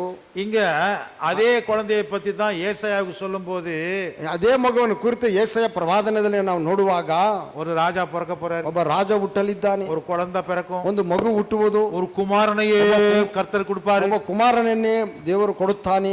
அப்படின்னா இருக்கிறவரே அனுப்ப போவார்னு அர்த்தம். ಆದ್ರೆ ಇರುವಾತನೇ ಕಳಿಸಲ್ಪಡಿದನು ಅಂತ ಅರ್ಥವು. அவருக்கு ஒரு பேர் இருக்குது. ಆತನಿಗೆ ಒಂದು ಹೆಸರಿರುವುದು. ஒரு பேர்னு சொல்லிட்டு ಆತನ ಒಂದು ಹೆಸರು ಎಂದು ಹೇಳಿ நிறைய பேர் சொல்லிட்டாங்க. ಅನೇಕ ಹೆಸರುಗಳು ಇಲ್ಲಿ ಕೊಟ್ಟಿದ್ದಾರಲ್ಲ. என்னென்ன பேரு? ಏನೇನು ಹೆಸರುಗಳವು? ಅದ್ಭುತ ಕರ್ತನು, எடுத்த உடனே அற்புத கர்த்தன், எடுத்த உடனே ಹಿಂಗ ಅದ್ಭುತ ಕರ್ತನ, ஓகே, அற்புத அதிசயமானவர், mighty God, ஆலோசனை கர்த்தர், everlasting Father, ಪರಾಕ್ರಮಶಾಲಿಯಾದ ದೇವರು, வல்லமையுள்ள தேவன், ನಿತ್ಯನಾದ ತಂದೆ, நித்திய பிதா, ಸಮಾಧಾನ ಪ್ರಭು, சமாதான பிரபா ಎಂಬುವ ಆತನ ಹೆಸರು. ಹೆಸರುಗಳನ್ನು சொல்ல ಹೆಸರುன்னு சொல்லுது. ಹೆಸರು அப்படின்னா எப்படி படிக்கணும் அது? ಅದನ್ನು ಹೇಗೆ ಓದಬೇಕು ನಾವು? எப்படிங்க படிக்கிறது? ಹೇಗೆ ನಾವು ಓದುವುದು? ஒன்னா சேர்த்தி சொன்னா, ಒಟ್ಟಾಗಿ ಸೇರಿಸಿ ಹೇಳಿದರೆ ஆலோசனை கொடுக்கிறவர், ಆಲೋಚನೆಯನ್ನು ಕೊಡುವಾತನು, அப்புறம் ಅದ್ಭುತ ಸ್ವರೂಪನು, அற்புதமானவர், ಆತನು ಪರಾಕ್ರಮಿಯಾದ ದೇವರು, வல்லமையுள்ளவர், ನಿತ್ಯನಾದ ತಂದೆ, நித்தியத்தை உண்டாக்குகிறவர், ಸಮಾಧಾನ ಪ್ರಭು சமாதானத்தை கொடுக்கிறவர் ಎನ್ನುವುದು ಆತನ ಹೆಸರು. இதெல்லாத்தையும் சேர்த்தி சொன்னா ஒரே வார்த்தையில் எப்படி சொன்னா? ಎಲ್ಲವನ್ನು ಒಟ್ಟಾಗಿ ಸೇರಿಸಿ ಒಂದೇ ಪದದಲ್ಲಿ ಹೇಳಬೇಕಂದ್ರೆ ಹೇಗೆ ಹೇಳಬಹುದು? தெரியுமா உங்களுக்கு? ಗೊತ್ತಾ ನಿಮಗೆ? நான் சொல்றேன், ನಾನು ಹೇಳುತ್ತೇನೆ. எல்லாரும் சொல்லுங்க. ಎಲ್ಲರೂ ಹೇಳಿ. ಯೇಸುವಾ. ಯೇಸುವಾ சொல்லுங்க. ಹೇಳಿ. ಯೇಸುವಾ. ஹல்லேலூயா. ಹಲ್ಲೆಲೂಯಾ. இத்தனையும் சேர்த்தா ಎಲ್ಲವನ್ನು ಸೇರಿಸಿದರೆ யோசேப்பே, ಯೋಸೇಫೆ, சுருக்கமா சொல்றேன் ನಾನು ಚಿಕ್ಕದಾಗಿ ನಾನು ಹೇಳುತ್ತೇನೆ. எப்படி? ಹೇಗೆ? அவர் பேரு, ಆತನ ಹೆಸರು ஏற்கனவே ஏசாயா சொல்லிட்டான். ಮುಂಚಿತವಾಗಿ ಯೆಶಾಯನು ಹೇಳಿದ್ದಾನೆ. இவ்வளவு பெருசு சொன்னா எப்படிங்க பேரு, எப்படி ஜனங்க கூப்பிடுவாங்க? ಇಷ್ಟು ದೊಡ್ಡದಾಗಿಟ್ಟರೆ ಹೇಗೆ ಜನರು ಕರೆಯುತ್ತಾರೆ? அவர் ஆலோசனை கொடுத்து, ಆತನ ಆಲೋಚನೆಯನ್ನು ಕೊಟ್ಟು, அதிசயங்களை செஞ்சு, ಅದ್ಭುತಗಳನ್ನು ಮಾಡಿ, வல்லமையினால் உங்களை விடுதலை செய்து, ಪರಾಕ್ರಮಶಾಲಿಯಾಗಿ ನಿಮ್ಮನ್ನು ಬಿಡುಗಡೆ ಮಾಡಿ, உங்களுக்கு நித்திய ஜீவனை கொடுத்து, ನಿತ್ಯ ಜೀವವನ್ನು ಕೊಟ್ಟು, உங்களுக்கு தேவனுக்கும் சமாதானத்தை ஏற்படுத்துகிற ரட்சகர், ನಿಮಗೂ ದೇವರಿಗೆ ಸಮಾಧಾನ ಪಡಿಸುವಂತ ರಕ್ಷಕನು, அதுதான் அவர் பேரு. ಅದುವೇ ಆತನ ಹೆಸರು. எப்படி சொல்றது? ಹೇಗೆ ಹೇಳುವುದು? ಯೇಸುವಾ. ಯೇಸುವಾ. ஹல்லேலூயா. ಹಲ್ಲೆಲೂಯಾ. ಯೇಸುವಾ. ಯೇಸುವಾ. Praise the Lord. Praise the Lord. Yesu. Yesu. Yesu மேலான நாமம், சுந்தர ரட்சகா, மகிமையின் ராஜா, இம்மானுவேல், தேவன் நம்மோடு, உன்னத ರಕ್ಷಕ, மீட்பர், ಜೀವ ವಾರ್ತೆ. ಕನ್ನಡದಲ್ಲಿ ಯೇಸು, ಮೈಕಲ್ಲಿ ನಾಮ, ಸುಂದರ ರಕ್ಷಕ, ಮಹಿಮೆಯ ರಾಜ,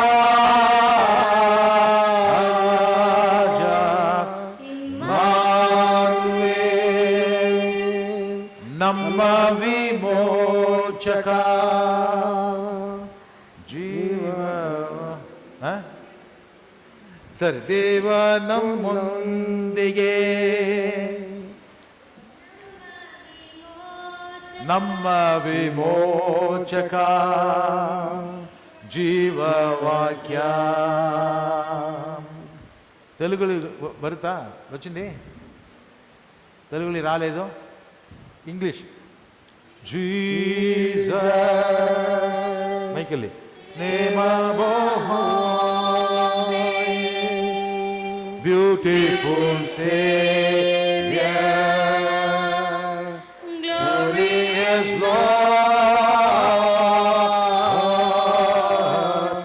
Emmanuel, God is with us, blessed Redeemer, living word. Hallelujah. Hallelujah. இந்த பெயரைத்தான் இயேசுவுக்கு வைக்க வேண்டும். ಈ ಒಂದು ಹೆಸರನ್ನೇ ಯೇಸು ಕ್ರಿಸ್ತನಿಗೆ ಇಡಬೇಕು. அவர் அதிசயமானவர், ಆತನು ಅದ್ಭುತ ಕರ್ತನು. ஹல்லேலூயா. ಹಲ್ಲೆಲೂಯಾ. அவர் மனுஷனா? ಆತನು ಮನುಷ್ಯನೇ. ஆமா, ಹೌದು. ஆனால் ಆದರೆ வெறும் மனுஷனா? ಬರೀ ಮನುಷ್ಯನೇ இல்ல. ಇಲ್ಲ. அப்ப அவர் யாரு? ಹಾಗಾದರೆ ಆತನು ಯಾರು? அவர் தேவன். ಆತನು ದೇವರು. பிதாவுக்கு சமமானவர், ತಂದೆಗೆ ಸಮಾನವಾದ ಆತನು, குமாரன், ಕುಮಾರನು, தேவ குமாரன். ದೇವ ಕುಮಾರನು. அப்படியா? ಹೌದೇನು?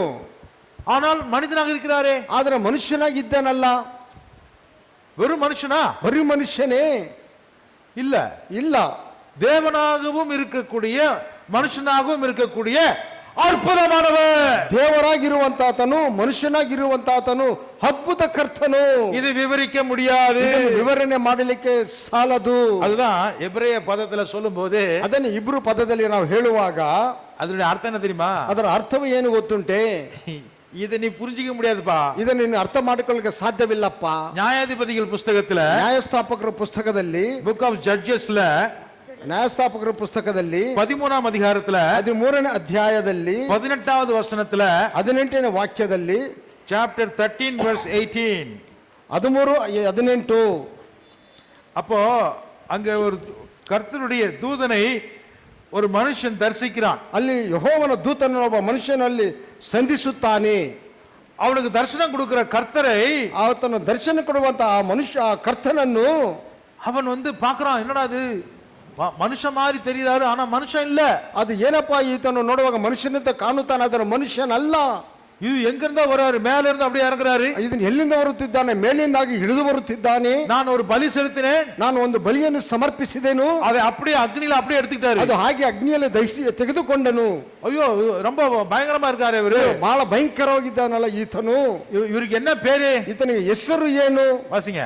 ಓದೋಣ. He replied, Why do you ask my name? What is your name? அப்படின்னு மனோவா கேக்குறான். It is beyond understanding. No, you can't understand. It is beyond understanding. It is indispensable.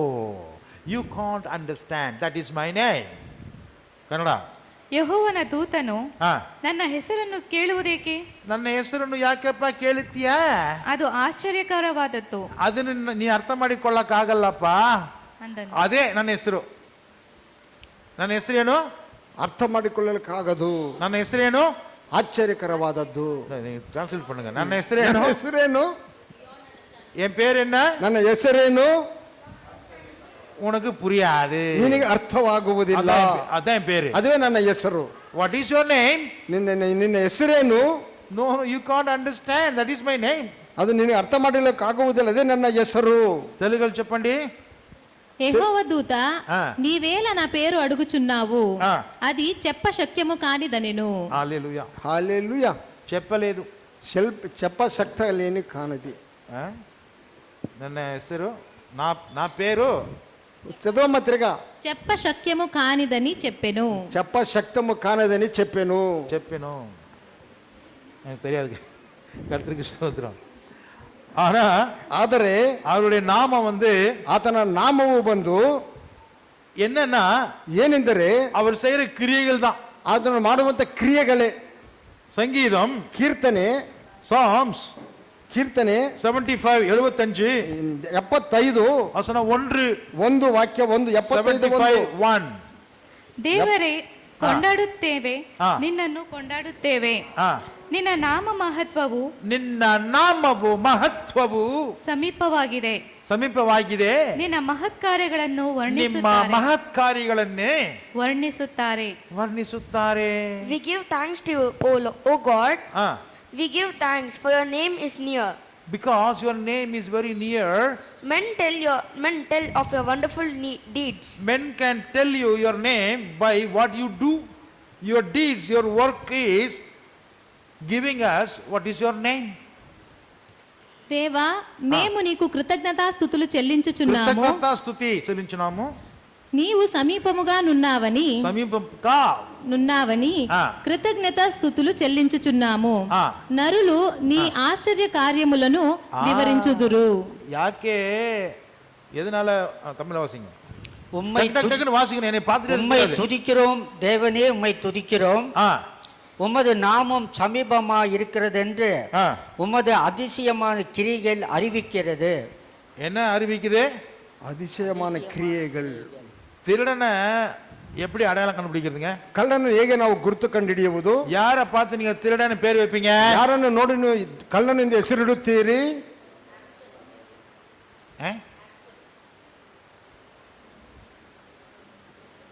திருடுறவனை பார்த்து திருடன்னு சொல்லுவோம். ಕದಿಯುವವನನ್ನು ನೋಡಿದ್ರೆ ನೀವು ಕಳ್ಳನೆಂದು ಹೆಸರಿಡುತ್ತೀರಿ.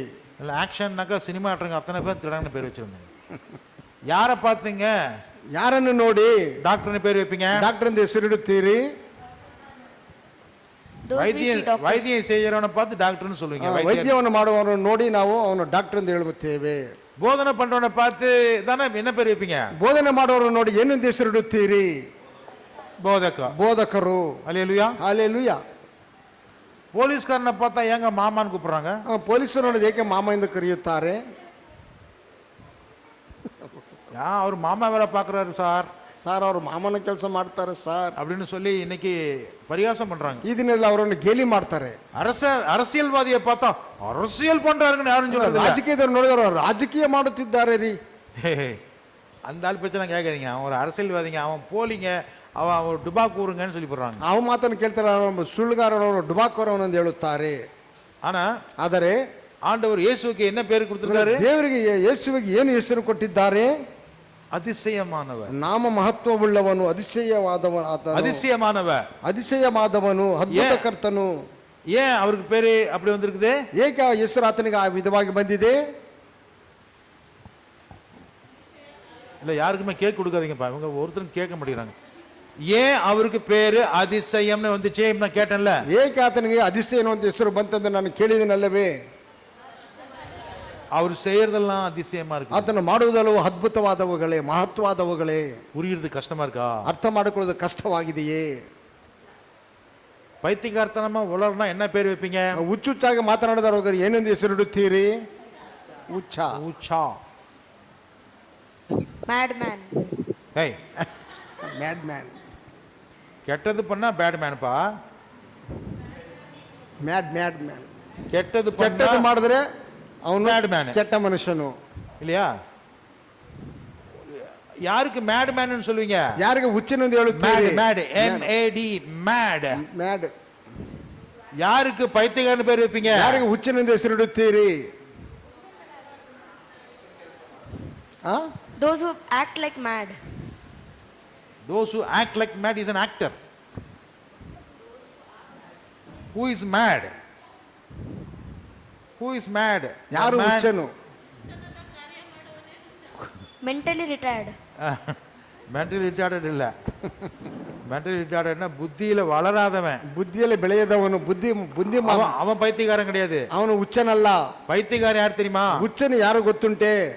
யாராவது ஒருத்தன் நானே இயேசுன்னு சொன்னா அவன் பைத்தியக்காரன். ಯಾರಾದರೂ ಒಬ್ಬರು ನಾನೇ ಯೇಸು ಅಂತ ಹೇಳಿದ್ರೆ ಅವನು ಹುಚ್ಚನು. பொய் சொல்றவன், ಸುಳ್ಳು ಹೇಳುವವನು, ஏமாத்துறவன், ವಂಚನೆ ಮಾಡುವವನು. ஒன்னு சொல்வான் இன்னொன்னு செய்வான். ಒಂದು ಹೇಳುತ್ತಾನೆ ಮತ್ತೊಂದು ಮಾಡುತ್ತಾನೆ. பைத்தியக்காரன் ಅವನು ಹುಚ್ಚನವನು. அவன் சொல்றது உண்மையே இல்ல. ಅವನು ಹೇಳುವುದು ಸತ್ಯವೇ ಅಲ್ಲ. அவன் பேச்ச நம்பினீங்கன்னா உங்களுக்கு மண்டை குழம்பி போயிடும். ಅವನ ಮಾತನ್ನು ಕೇಳಿದ್ರೆ ನಿಮ್ಮ ತಲೆ ಗೊಂದಲದಲ್ಲಿ ಸೇರುತ್ತೆ. அவன் கூட உட்காந்தீங்கன்னா உங்களுக்கு ஒண்ணுமே உள்ள புரியாது, இருக்கிறதும் உங்களுக்கு எல்லாம் குழப்பி விட்டுருவான். ಅವನೊಟ್ಟಿಗೆ ಕುಳಿತುಕೊಂಡ್ರೆ ನಿಮ್ಗೆ ಏನು ಅರ್ಥವಾಗುವುದು? ಇದ್ದದ್ದು ನಮ್ಮಿಂದ ಹೋಗುತ್ತದೆ. அவங்க சொல்லுவாங்க, மத்தவங்க சொல்லுவாங்க, ஐயோ அவங்க கூட எங்க பேச்சு கொடுத்தீங்க, அவங்க ஒரு பைத்தியக்காரங்க. ಮತ್ತೊಬ್ಬರು ನೋಡಿದ, ಅಯ್ಯೋ ಅವನೊಟ್ಟಿಗೆ ಯಾಕಪ್ಪ ನೀನು ಕುಳಿತಿದ್ದ, ಅವನೊಬ್ಬ ಹುಚ್ಚನು, ಹುಚ್ಚಿಡಿದಿದೆ, ಅವನಿಗೆ ಹುಚ್ಚಿಡಿದಿದೆ. அவனுக்கு ஒண்ணுமே தெளிவா இருக்காது, ஒண்ணும் புரியாது அவனுக்கு. ಅವನು ಯಾವುದೊಂದು ತಿಳುವಳಿಕೆ ಇರುವುದಿಲ್ಲ, ಯಾವುದು ಅರ್ಥವಾಗುವುದೇ ಇಲ್ಲ. ஒரு நாளைக்கு ஒன்னு சொல்லுவான், இன்னொரு நாளைக்கு வேற ஒன்னு சொல்லுவான். ಒಂದು ದಿನ ಒಂದು ಹೇಳುತ್ತಾನೆ, ಮತ್ತೊಂದು ದಿನ ಮತ್ತೊಂದು ಹೇಳುತ್ತಾನೆ. ஒண்ணுக்கு ஒண்ணு சம்பந்தமே இருக்காது, ಒಂದಕ್ಕೊಂದು ಸಂಬಂಧವೇ ಇರುವುದಿಲ್ಲ. அப்படி சொன்னா ಅವನ பேரு என்ன? ಈ ವಿಧವಾಗಿ ಹೇಳಿದ್ರೆ ಅವನಿಗೆ ಹೆಸರೇನು? Madman. He is mad. ಅವನು ಹುಚ್ಚನು. He's gone mad. ಅವನು ಹುಚ್ಚನು. கர்த்தர் நல்லது செஞ்சாரு, ಯೆಹೋವನು ಒಳ್ಳೆಯದನ್ನು ಮಾಡಿದನು, சந்தோஷப்பட்டேன். ಸಂತೋಷಪಟ್ಟೆನು. கர்த்தர் எனக்கு துன்பத்தை கொடுத்தாரு, ಯೆಹೋವನು ನನಗೆ ಕಷ್ಟವನ್ನು ಕೊಟ್ಟನು, அப்ப கூட நான் ஸ்தோத்திரம் செய்தேன். ಆವಾಗ ನನ್ನ ಸ್ತೋತ್ರವನ್ನು ಸಲ್ಲಿಸಿದೆನು. யார் சொன்னது? ಯಾರು ಹೇಳಿದ್ದು? யோபு. ಯೋಬನು. ஆனா அவனுடைய மனைவியை பார்த்து, ಆದ್ರೆ ಅವನ ಹೆಂಡತಿಯನ್ನು ನೋಡಿ யோபு திட்டினா, பைத்தியக்காரி மாதிரி பேசுறியாமா நீ? ಯೋಬನು ಬೈದ, ನೀನು ಹುಚ್ಚಿ ಅಂತ ಮಾತನಾಡುತ್ತೀಯಲ್ಲ ನೀನು. ஏன் அப்படி சொன்னா? ಏಕೆ ಆ ವಿಧವಾಗಿ ಹೇಳಿದನು? அந்த ಅಮ್ಮ சொன்னா, ಆಕೆ ಹೇಳಿದಳು, யோ நல்லது கொடுத்தாரு ஸ்தோத்திரம் பண்ணினேன், ಒಳ್ಳೆಯದನ್ನು ಕೊಟ್ಟರು ಸ್ತೋತ್ರ ಮಾಡಿದೆ, நன்றி சொன்ன, ನೀನು ಕೃತಜ್ಞತೆಯನ್ನು ಸಲ್ಲಿಸಿದೆ, ஸ்தோத்திரம் ಅಂತ ಹೇಳಿದ್ಯಾ, ಸ್ತೋತ್ರ ಎಂದು ಹೇಳಿದೆ, praise the Lord சொன்ன, ಪ್ರೈಸ್ ಲಾರ್ಡ್ ಅಂತ ಹೇಳಿದೆ, glory to God ன்னு சொன்ன, ದೇವರಿಗೆ ಮಹಿಮೆ ಅಂತ ಹೇಳಿದೆ. பாட்டு பாடினா டான்ஸ் ஆடினா ஸ்கிட் போட்டா ரைட். ಸರ್ ಆಡಿದೆ, ಡ್ಯಾನ್ಸ್ ಆಡಿದೆ, ನೀನು ನಾಟಕ ಮಾಡಿದೆ, ಸರಿ. உனக்கு கஷ்டம் மேல கஷ்டம் கொடுக்குறாரு அந்த கடவுள், இப்ப கூட நீ சொல்லுவ, ನೀನು ಕಷ್ಟದ ಮೇಲೆ ಕಷ್ಟವನ್ನು ಕೊಡ್ತಿದ್ದಾರಲ್ಲ ದೇವರು, ಇವಾಗಲೂ ನಮಗೆ ಸ್ತೋತ್ರವನ್ನು ಹೇಳುತ್ತೀಯಾ? இப்ப கூட நீ ஸ்தோத்திரம் ஸ்தோத்திரம்னு சொல்லுவியா? ಇವಾಗಲೂ ನೀನು ಸ್ತೋತ್ರ ಸ್ತೋತ್ರ ಎಂದು ಹೇಳುತ್ತೀಯಾ? blessed redeemer ன்னு சொல்லுவியா? ಅದು ನಮ್ಮನ್ನು ಆಶೀರ್ವದಿಸಿ ನಮ್ಮನ್ನು ಬಿಡುಗಡೆ ಮಾತನ್ನು ಹೇಳುತ್ತೀಯಾ? ஏன் அப்படி சொல்ற? ಏಕೆ ಆ ವಿಧವಾಗಿ ಹೇಳುತ್ತೀಯಾ? அப்படின்னா சொல்லாத. ಆ ವಿಧವಾಗಿ ಹೇಳಬೇಡ. சாவது மெட்ரு, செத்து போ ಸಾಯುವುದು ಉತ್ತಮ, ನೀನು ಸಾಯಿ அப்படின்னு சொன்னான். ಈ ವಿಧವಾಗಿ ಹೇಳಿದಳು. அப்பதான் யோபு என்ன சொன்னாரு வைஃப் பத்தி? ಆಗ ಹೆಂಡತಿಯನ್ನು ಕುರಿತು ಏನು ಹೇಳಿದನು ಯೋಬನು? You are talking like a mad woman. பைத்தியக்காரியை பேசுவது போல நீ பேசுகிறாய். ನೀನು ಹುಚ್ಚಿಯು ಮಾತನಾಡುವಂತೆ ನೀನು ಹುಚ್ಚನೆಂತ ಮಾತನಾಡುತ್ತೀಯಾ ನೀನು? அல்லேலூயா. ಹಾಲೆಲೂಯಾ. நாம என்ன செய்யறோமோ அதுதான் பேர் வரும். ನಾವು ಏನು ಮಾಡ್ತೇವೆ ಅದಕ್ಕೆ ಅದೇ ಹೆಸರು ನಮಗೆ ಬರುತ್ತದೆ. Praise the Lord. Praise the Lord. உங்களுக்கு எனக்கு என்ன பேர் கொடுத்திருக்காரு ஆண்டவர்? ನಿಮಗೂ ನನಗೂ ದೇವರು ಕೊಟ್ಟಿರುವಂತ ಹೆಸರು ಏನು? Children of God. ದೇವರ ಮಕ್ಕಳು. Hallelujah. ಹಾಲೆಲೂಯಾ. Believers. ನಾವು ವಿಶ್ವಾಸಿಗಳು. Saints, பரிசுத்தர்கள். ಪರಿಶುದ್ಧರು. மீட்கப்பட்டவர்கள். ನಾವು ಬಿಡುಗಡೆ ಹೊಂದಿದವರು. ரட்சிக்கப்பட்டவர்கள். ರಕ್ಷಣೆ ಹೊಂದಿದವರು. பரதேசிகள். ಪರದೇಶಿಗಳು. பரம தேசத்திற்கு போகிறவர்கள். ಪರಮ ದೇಶಕ್ಕೆ ಹೋಗುವವರು ನಾವು. அல்லேலூயா. ಹಾಲೆಲೂಯಾ. கிறிஸ்தவர்கள். ನಾವು ಕ್ರೈಸ್ತರು. தெரிந்து கொள்ளப்பட்டவர்கள். ನಾವು ಅರಿಸಲ್ಪಟ್ಟವರು. அதுதான் நமக்கு கொடுக்கப்பட்ட பேர். ಅದುವೇ ನಮಗೆ ಕೊಟ್ಟಂತ ಹೆಸರು. ஆனா நிறைய பேர் அது தெரியாமே இருக்கிறாங்க. ಆದ್ರೆ ಅನೇಕ ಜನರು ಅದು ತಿಳಿದೇ ಇದ್ದಾರೆ. அதனால உலகத்தார் நம்மள என்ன சொல்லிடுவாங்க? ಆದ್ದರಿಂದ ಲೋಕದವರು ನಮ್ಮನ್ನು ಕುರಿತು ಏನು ಹೇಳುತ್ತಾರೆ? அவன் பேரே மறந்து போச்சுங்க, பைத்தியக்கார மாதிரி நடந்துக்கிறாங்க. ಅವನ ಹೆಸರೇ ಮರೆತು ಹೋಯ್ತಿರಿ, ಅವನು ಹುಚ್ಚನಂತ ನಡೆದುಕೊಳ್ತಿದ್ದಾನೆ. அவன் தேவனுடைய பிள்ளைன்னு பேரு அவனுக்கு இருக்குது, ಅವನಿಗೆ ದೇವರ ಮಗನೆನ್ನುವಂತ ಒಂದು ಹೆಸರು ಅವನಿಗಿದೆ. ஆனா அவன் நடந்துக்கிறத பாருங்க, உலகத்தார் மாதிரியே பிசாசு பிள்ளை மாதிரியே தான் நடந்துக்கிறான். ಆದ್ರೆ ಅವನು ನಡೆದುಕೊಳ್ಳುವುದು ನೋಡಿದರೆ ಲೋಕದವರಂತ ಸೈತಾನನ ಹುಡುಗ ಮಗನಂತ ನಡೆಯುತ್ತಾನೆ. இப்படித்தானே சொல்றாங்க. ಇದು ವಾಗ್ದಾನ ಹೇಳುತ್ತಾರೆ. பேருக்கு ಹೆಸರಿಗೆ ஒரு வாழ்க்கை, ಒಂದು ಜೀವನ, ஆனா உள்ளான வாழ்க்கை வேற மாதிரி இருக்கு. ಅದರ ಒಳಗಿರುವಂತ ಜೀವನ ಮತ್ತೊಂದು ವಿಧವಾಗಿರುವುದು. ಆದರೆ இயேசು கிறிஸ்துவினுடைய கிரியைகள் எப்படி இருந்துச்சு? ಯೇಸು ಕ್ರಿಸ್ತನ ಕ್ರಿಯೆಗಳು ಹೇಗಿದ್ದವು? அற்புதமாய் இருந்தது, ಅದ್ಭುತವಾಗಿದ್ದವು, ஆச்சரியமானவைகளை அவர் செய்தார். ಆಶ್ಚರ್ಯ ಕಾರ್ಯಗಳನ್ನು ಆತನು ಮಾಡಿದನು. சங்கீதம் ಕೀರ್ತನೆ 88 88 10வது வசனம், 10ನೇ ವಾಕ್ಯ. 88 10 ಕೀರ್ತನೆ 88 verse 10. 88 10. சீக்கிரம் வாசிங்க. Do you show your wonders to the dead? Do the spirits rise up and praise you? Is your love declared in the grave, your faithfulness in destruction? Kannada, Tamil, Telugu. மரித்தவர்களுக்கு அதிசயங்களை செய்வீரோ? செத்துப்போன வீரர் எழுந்து உம்மை துதிப்பார்களோ? ஆமென். துதிப்பார், செய்வார். కన్నడ. మృతులకు నీవు అద్భుతములు చూపెదవా? ప్రేతులు లేచి నిన్ను స్తుతించెదరా? సెలా. ఆమేన్. ಆಲೆ செய்வார். ನೀನು சொல்லுங்க, செய்வார். ಮಾಡುತ್ತಾನೆ. கன்னடದಲ್ಲಿ தெலுங்குல எப்படி செல்பண்டி தெலுங்குல அவங்க கேட்டாங்க கேள்வி, இப்படி செய்வாரா? ಆತನು ಚೇಸುನು. அதுக்கு என்ன பதில்? ಮಾಡುತ್ತಾನೆ. தெலுங்கு செல்பண்டி ಚೇಸುನು. ಚೇಸುನು. தெலுங்கு, கன்னಡ. ನೀನು ಸತ್ತವರಿಗೆ ಅದ್ಭುತ ಕಾರ್ಯಗಳನ್ನು ತೋರಿಸುವಿಯೋ? ತೋರಿಸುವಿ. ಪ್ರೇತಗಳು ಎದ್ದು ನಿನ್ನನ್ನು ಕೊಂಡಾಡುವರು. ಪ್ರೇತಗಳು ನಿನ್ನನ್ನು ಎದ್ದು ಕೊಂಡಾಡುವವರು ಇಲ್ಲ. ಕೊಂಡಾಡುವರು. ಪ್ರೇತಗಳನ್ನ செத்து போன உயிரோடு எழுந்து துதிப்பானா? ಸತ್ತವರು ಎದ್ದು ಸುದ್ದಿಸುತ್ತಾರೆಯೇ? ಕರ್ತರ್ செய்வாரா இல்லையா? ದೇವರು ಮಾಡುತ್ತಾನೆ ಇಲ್ಲವೇ? ಯೇಸು ಉಯಿರೋடு எழுப்பினாரா இல்லையா? ಜೀವದಿಂದ ಎಬ್ಬಿಸಿದನೆ ಇಲ್ಲವೇ? அதிசயங்களை செய்யலையா? ಅದ್ಭುತಗಳನ್ನು ಆತನು ಮಾಡಲಿಲ್ಲವೇ? வாசிங்க, ಓದೋಣ. ಲೂಕನ ಬರೆದ ಸುವಾರ್ತೆ 5ாம் அதிகாரம் 5ನೇ ಅಧ್ಯಾಯ 26 26 5:26 5:26. படன்னு வாசிங்க எடுத்தவங்க. Which is easier, to say, your sins are forgiven, or to say, get up and walk? Everyone was amazed and gave praise to God. They were filled with awe. Yes, that is right. And said, we have seen remarkable things today. We have seen remarkable wonders. ஹalleluya. அதனாலே எல்லாரும் ஆச்சரியப்பட்டு எல்லாரும் ஆச்சரியப்பட்டார்கள், தேவனை மகிமைப்படுத்தினார்கள். அல்லாமலும் அவர்கள் பயம் நிறைந்தவர்களாகி அதிசயமான காரியங்களை இன்று கண்டோம் என்றார்கள். அதிசயமான காரியங்களை இன்று கண்டோம். ನೋಡಿರು విస్మయముంది నేడు గొప్ప వింతలు చూచితిమని దేవుని మహిమ పరచుచు భయముతో నిండుకొనిరి. ನೋಡಿದವರೆಲ್ಲರೂ ಬೆರಗಾಗಿ ದೇವರನ್ನು ಕೊಂಡಾಡಿದರು ಮತ್ತು ಅವರು ಭಯದಿಂದ ತುಂಬಿದವರಾಗಿ ನಾವು ಈ ಹೊತ್ತು ಅಪೂರ್ವ ಸಂಗತಿಯನ್ನು ಕಂಡೆವು ಅಂದರು. ஹalleluya. ஹalleluya. அதிசயங்களை செய்வாரா? ಆತನು ಅದ್ಭುತಗಳನ್ನು ಮಾಡುತ್ತಾನೆಯೇ? செய்தாரா?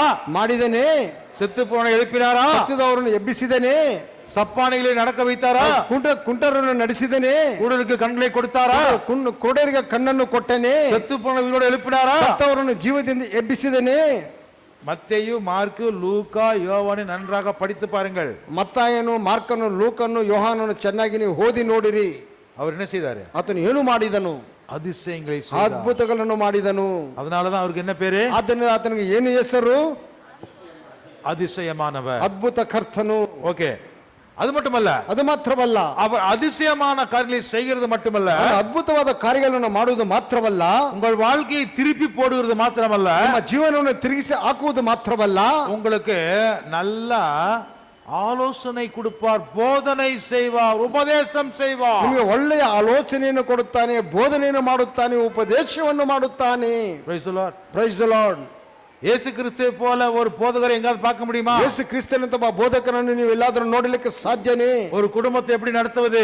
ಒಂದು ಕುಟುಂಬವನ್ನು ಹೇಗೆ ನಡೆಸುವುದು? ஒரு பாவி எப்படி மனம் திரும்புவது? ಪಾಪಿ ಹೇಗೆ ಮನ ಪರಿವರ್ತನೆ ಹೊಂದುವುದು? ஒரு மனுஷன் எப்படி ஆசீர்வாதத்தை பெற்றுக்கொள்வது? ಮನುಷ್ಯನು ಹೇಗೆ ಆಶೀರ್ವಾದವನ್ನು ಪಡೆದುಕೊಳ್ಳುವುದು? அதை சரியாக போதித்தவர் யாரு? ಅದನ್ನು ಸರಿಯಾಗಿ ಬೋಧನೆ ಮಾಡಿದವರು ಯಾರು? சரியான ಆಲೋಚನೆ கொடுத்தது ಯಾರು? ಸರಿಯಾದ ಆಲೋಚನೆ ಕೊಟ್ಟಿದ್ದು ಯಾರು? ஹalleluya. ಹಲ್ಲೆಲೂಯಾ. அவர் ஆலோசனையில் ஆச்சரியமானவர். ಆತನ ಆಲೋಚನೆ ಕೊಡುವ ಆತನ ಆಶ್ಚರ್ಯಕರ್ತನು. ஏசாயா 28ஆம் அதிகாரம், ಏಸಾಯ 28ನೇ ಅಧ್ಯಾಯ 29வது வசனம், 29, 28, 29. சங்கீதம் ಕೀರ್ತನೆ 32ஆம் அதிகாரம் 32 ಅಧ್ಯಾಯ 32 8வது வசனம், 8ನೇ ವಾಕ್ಯ. ஏசாயா ಏಸಾಯ ಪ್ರವಾದನ ಗ್ರಂಥ 25வது வசனம் 25ನೇ ಅಧ್ಯಾಯ முதல் வசனம், ಮೊದಲನೇ ವಾಕ್ಯ. இதெல்லாம் படிச்சு பாருங்க. ಇದೆಲ್ಲವನ್ನು ಓದಿ ನೋಡಿರಿ. அவர் என்ன செய்றாரு? ಆತನು ಏನು ಮಾಡುತ್ತಾನೆ? அதிசயமானவைகளை செய்வது மட்டுமல்ல, ಅದ್ಭುತವಾದವನ್ನು ಮಾಡುವುದು ಮಾತ್ರವಲ್ಲ, அவர் ஆலோசனை கொடுத்து ಆತನ ಆಲೋಚನೆಯನ್ನು ಕೊಟ್ಟು நீ நடக்க வேண்டிய வழியிலே நீ நடத்துகிற போதகராய் இருக்கிறார். ನಿಮ್ಮನ್ನು ನಡೆಸುವಂತ ನಡೆಯಬೇಕಾದಂತ ಮಾರ್ಗದಲ್ಲಿ ನಿಮ್ಮನ್ನು ನಡೆಸುವಂತ ಬೋಧಕನಾಗಿದ್ದಾನೆ. இயேசு கிறிஸ்து செய்த மிகப்பெரிய ஊழியம் என்ன தெரியுமா? ಯೇಸು ಕ್ರಿಸ್ತನು ಮಾಡಿದಂತ ಅತಿ ದೊಡ್ಡ ಸೇವೆಯು ಏನು ಗೊತ್ತುಂಟೆ? என்னது? ಯಾವುದು? எல்லாரும் ஃபெயில் ஆயிட்டீங்கல்ல? அற்புதம் டெய்லி செஞ்சாரா? ಅದ್ಭುತಗಳನ್ನು ಪ್ರತಿದಿನ ಮಾಡಿದ್ದಾನೆ. டெய்லி எல்லாத்துக்கும் வரணும் சாப்பாடு, ಪ್ರತಿದಿನ ಎಲ್ಲರಿಗೂ ಊಟ கொடுத்தாரா? ಕೊಟ್ಟನೆ. டெய்லியா? ಪ್ರತಿದಿನ ಕೊಟ್ಟನೆ. பைபிளே தெரியல உங்களுக்கு? டெய்லி இல்ல, ಪ್ರತಿದಿನ ಕೊಡಲಿಲ್ಲ. அதிகமாக அவர் செய்தது போதனை போதனை போதனை போதனை போதனை.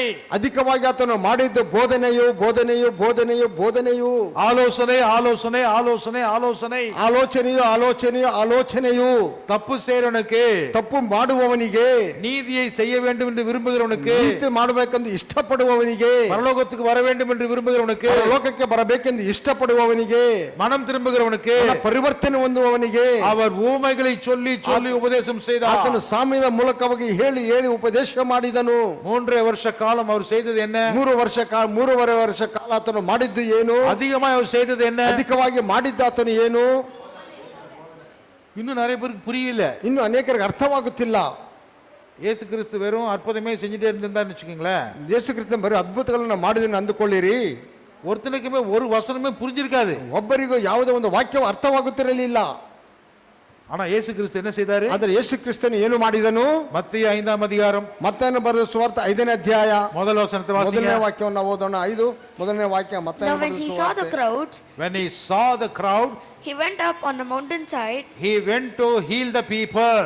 and sat down. He was standing. His disciples came to him, and All the sick people came to him. he began to teach them. He started to do wonders and miracles and healing. Am I right? Huh? ಉಪದೇಶವನ್ನು Now ಮಾಡಿದನು. you are mad fellow. And You he become began to mad. teach them. Did I say the same thing what you read? No. And you are saying yes, yes. Yes, என்ன செஞ்சாருப்பா? ಯೇಸು ಏನು ಮಾಡಿದನಪ್ಪ? எத்தனை அதிகாரம் போட்டிருக்குது? ಎಷ್ಟು ಅಧ್ಯಾಯಗಳಲ್ಲಿ ಹಾಕಿದೆ? 5ஆம் அதிகாரத்துல ஆரம்பிச்சது. ಅಧ್ಯಾಯದ 5ನೇ ಅಧ್ಯಾಯದಲ್ಲಿ ಪ್ರಾರಂಭವಾಗಿದ್ದು எப்ப அது முடிச்சாரு தெரியுமா? ಯಾವಾಗ ಅದನ್ನು ಮುಗಿಸಿದನು ಗೊತ್ತುಂಟೆ? 5ஆம் அதிகாரத்துல அது முடியல.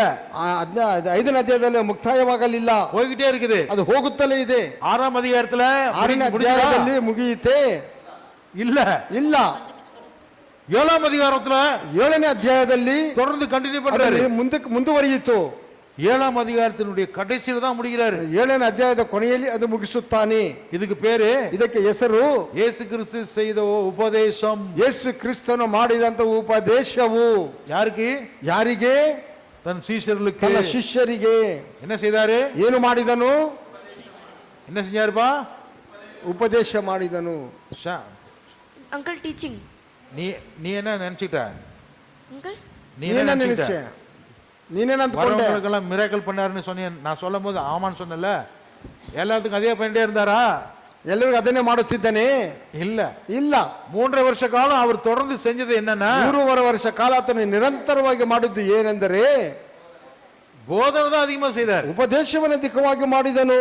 அதனாலதான் ಆದ್ದರಿಂದಲೇ அநேகர் அவரை விட்டு விட்டு போய் விட்டார்கள். ಅನೇಕರು ಆತನನ್ನು ಬಿಟ್ಟು ಬಿಟ್ಟು ಹೋದರು. அவரு அற்புதம் செஞ்சிட்டே இருந்தா தொடர்ந்து வந்துட்டே இருந்திருப்பாங்க. ಅದನ್ನು ಅದ್ಭುತಗಳನ್ನು ಮಾಡುತ್ತಿದ್ದರೆ ನಿರಂತರವಾಗಿ ಆತನ ಬಳಿಗೆ ಬರುತ್ತಲೇ ಇದ್ದರು. டெய்லி மிராக்கல் பண்ணிட்டே இருந்தா ஒருத்தன் கூட போக மாட்டான். ಪ್ರತಿದಿನ ಅವನು ಅದ್ಭುತಗಳನ್ನು ಮಾಡಿದರೆ ಆತನು ಯಾರು ಅಲ್ಲಿಂದ ಹೋಗುವುದಿಲ್ಲ. டெய்லி ಪ್ರತಿದಿನ அவங்களுக்கு ஃபிஷ் பிரெட் கொடுத்துட்டே இருந்தாருன்னு வச்சுக்கோங்க. ಅವರಿಗೆ ಮೀನು ರೊಟ್ಟಿ ಕೊಡುತ್ತಿದ್ದಾರೆ ಅಂದುಕೊಳ್ಳೋಣ. அப்படி கால் ஆட்டக்கூடாது. என்ன செஞ்சிருப்பாங்க? ಏನು ಮಾಡಿರಬಹುದು? நேத்து வந்து மசாலா நல்லா கொடுத்தாரு, ನಿನ್ನೆ ಮಸಾಲೆ ಬಹಳ ಚೆನ್ನಾಗಿ ಕೊಟ್ಟರು, இன்னைக்கு மீன் எப்படி டேஸ்ட் வருதுன்னு பார்க்கலாம். ಈ ವಿಧವಾಗಿ ಈ ದಿನ ಮೀನು ಹೇಗಿರುತ್ತೆ ನೋಡೋಣ ರುಚಿ. நாளைக்கு எந்த மாதிரி மீன் கொடுப்பாருன்னு பார்க்கலாம். ನಾಳೆ ಯಾವ ವಿಧವಾದಂತ ಮೀನು ಕೊಡ್ತಾರೋ ನೋಡೋಣ. சின்ன மீனா கொடுப்பாரா, பெரிய மீனா போடுவாரா? ಚಿಕ್ಕದಾಗ ಕೊಡ್ತಾರಲ್ಲ ದೊಡ್ಡದಾಗ ಕೊಡುತ್ತಾರಾ? இன்னைக்கு மசாலா பிரெட், ಈ ದಿನ ಮಸಾಲೆ ಬ್ರೆಡ್, நாளைக்கு கார்லிக் பிரெட்டா ನಾಳೆ இருக்கும், ಗಾರ್ಲಿಕ್ ಬ್ರೆಡ್ ಆಗಿರಬಹುದಾ? நாளைக்கு பிரியாணி கொடுப்பாரா? ನಾಳೆ ಬಿರಿಯಾನಿ ಕೊಡುತ್ತಾರಾ? டெய்லி ஒரு அற்புதம் நடந்துட்டே இருந்தா ஒருத்தன் கூட போயிருக்க மாட்டான். ಪ್ರತಿದಿನ ಒಂದು ಅದ್ಭುತ ನಡೆಯುತ್ತಿದ್ದರೆ ಯಾರಲ್ಲಿಂದ ಹೋಗುತ್ತಿರಲಿಲ್ಲ. ஆனால் என்ன நடந்தது தெரியுமா? ಅದರಲ್ಲಿ ನಡೆದಿದ್ದೇನು ಗೊತ್ತುಂಟೆ? தாளம் போடக்கூடாது, கேட்கணும். யோவான் 6ஆம் அதிகாரம், ಯೋಹಾನ ಬರೆದ ಸುವಾರ್ತೆ 6ನೇ ಅಧ್ಯಾಯ 66. 66 ಯೋಹಾನ ಬರೆದ ಸುವಾರ್ತೆ 6:66. From From this time, Ah. many of his disciples Many of the disciples turned back turned back. and no longer followed him. Oh, no longer Followed him. followed him. ஏப்பா? ಏಕೆ? ஏன் விட்டுட்டு போயிட்டாங்க? ಏಕೆ ಆತನನ್ನು ಬಿಟ್ಟು ಹೋದರು? டெய்லி அற்புதத்தை தான் பார்த்திருந்தாங்கன்னா போயிருக்கவே மாட்டாங்க. ಪ್ರತಿದಿನ ಅದ್ಭುತವನ್ನು ನೋಡಿದರೆ ಅವರು ಹೋಗುತ್ತಲೇ ಇರಲಿಲ್ಲ. ஆனா எதனால விட்டுட்டு போனாங்க ಅದನ್ನು தெரியுமா? ಏತಕ್ಕಾಗಿ ಅವರು ಬಿಟ್ಟು ಹೋದರು ಗೊತ್ತುಂಟೆ? ஐயோ, இவர் உபதேசம் பண்றாரு, ಅಯ್ಯಯ್ಯೋ ಇದನ್ನು ಉಪದೇಶವನ್ನು ಮಾಡುತ್ತಿದ್ದಾನೆ, தாங்க முடியலையாப்பா. ತಡೆಯಕ್ಕಾಗ್ತಿಲ್ಲವಪ್ಪ. யாருப்பா இதை கேட்டுட்டு உட்காந்துட்டு இருப்பா? ಯಾರು ಇದನ್ನು ಕೇಳಿ ಕೇಳಿ ಕುಳಿತುಕೊಳ್ತಾರೆ? யாரு இதை ஃபாலோ பண்ண முடியும்? ಯಾರು ಇದನ್ನು ಹಿಂಬಾಲಿಸಲಿಕ್ಕೆ ಸಾಧ್ಯವು? இதெல்லாம் கஷ்டம். ಇದೆಲ್ಲ ಕಷ್ಟ. இப்படி சொல்லிட்டு ಈ ವಿಧವಾಗಿ ಹೇಳಿ அவங்க என்ன செஞ்சிட்டாங்க? ಅವ್ರು ಏನು ಮಾಡಿದರು? 59ஆம் அதிகாரம் 59வது வசனம் 60வது வசனத்தை வாசிங்க. 59, 60ನೇ ವಾಕ್ಯ.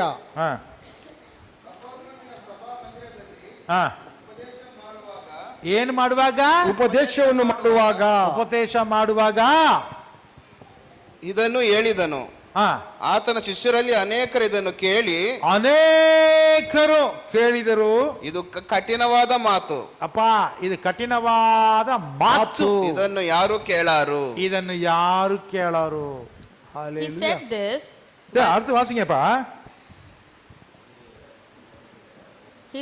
ஹலோ 61 ஓதப்ப அடுத்தது.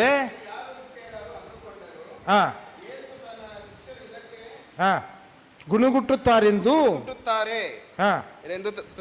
ತಮ್ಮಲ್ಲಿ ತಿಳುಕೊಂಡು ಅವರಿಗೆ ಈ ಮಾತಿನಿಂದ ನಿಮಗೆ ಬೇಸರವಾಯಿತು. ಹಾಗಾದರೆ ಮನುಷ್ಯಕುಮಾರನು ತಾನು ಮೊದಲು ಇದ್ದಲ್ಲಿಗೆ ಏರಿ ಹೋಗುವುದನ್ನು ನೀವು ನೋಡಿದರೆ ಏನನ್ನುವಿರಿ? இப்போ 66 ವಚನದಲ್ಲಿ என்ன படிச்சோம்? 66ನೇ ವಾಕ್ಯದಲ್ಲಿ ಏನು ಓದಿದೆವು? ಓದಿ ಕನ್ನಡದಲ್ಲಿ. ಕನ್ನಡದಲ್ಲಿ ಓದಿ 66. ಅಂದಿನಿಂದ ಆತನ ಶಿಷ್ಯರಲ್ಲಿ ಅನೇಕರು ಹಿಂಜರಿದು ಆತನ ಕೂಡ ಸಂಚಾರ ಮಾಡುವುದನ್ನು ಬಿಟ್ಟರು. ಎಷ್ಟು ಜನರು? ಅನೇಕರು. ಯಾಪ ಅನೇಕರು ಬಿಟ್ಟು போயிட்டாங்க? ಏಕಪ್ಪ ಅನೇಕರು ಬಿಟ್ಟು ಹೋದರು? ಟೀಚಿಂಗಾ ಅದ್ಭುತಮಾ? ಉಪದೇಶವೇ ಅದ್ಭುತವೇ? ஏப்பா Teaching. டெய்லி அற்புதம் நடந்துட்டே இருக்கும்போது விட்டுட்டு போவாங்களா? ಪ್ರತಿದಿನ ಅದ್ಭುತಗಳನ್ನು ಮಾಡಿದರೆ ಅವರು ಬಿಟ್ಟು ಹೋಗುತ್ತಾರೆಯೇ? ஆனா அவர் எது அதிகமா பண்ணாரு? ಅವರು ಏನು ಅಧಿಕವಾಗಿ ಮಾಡಿದರು?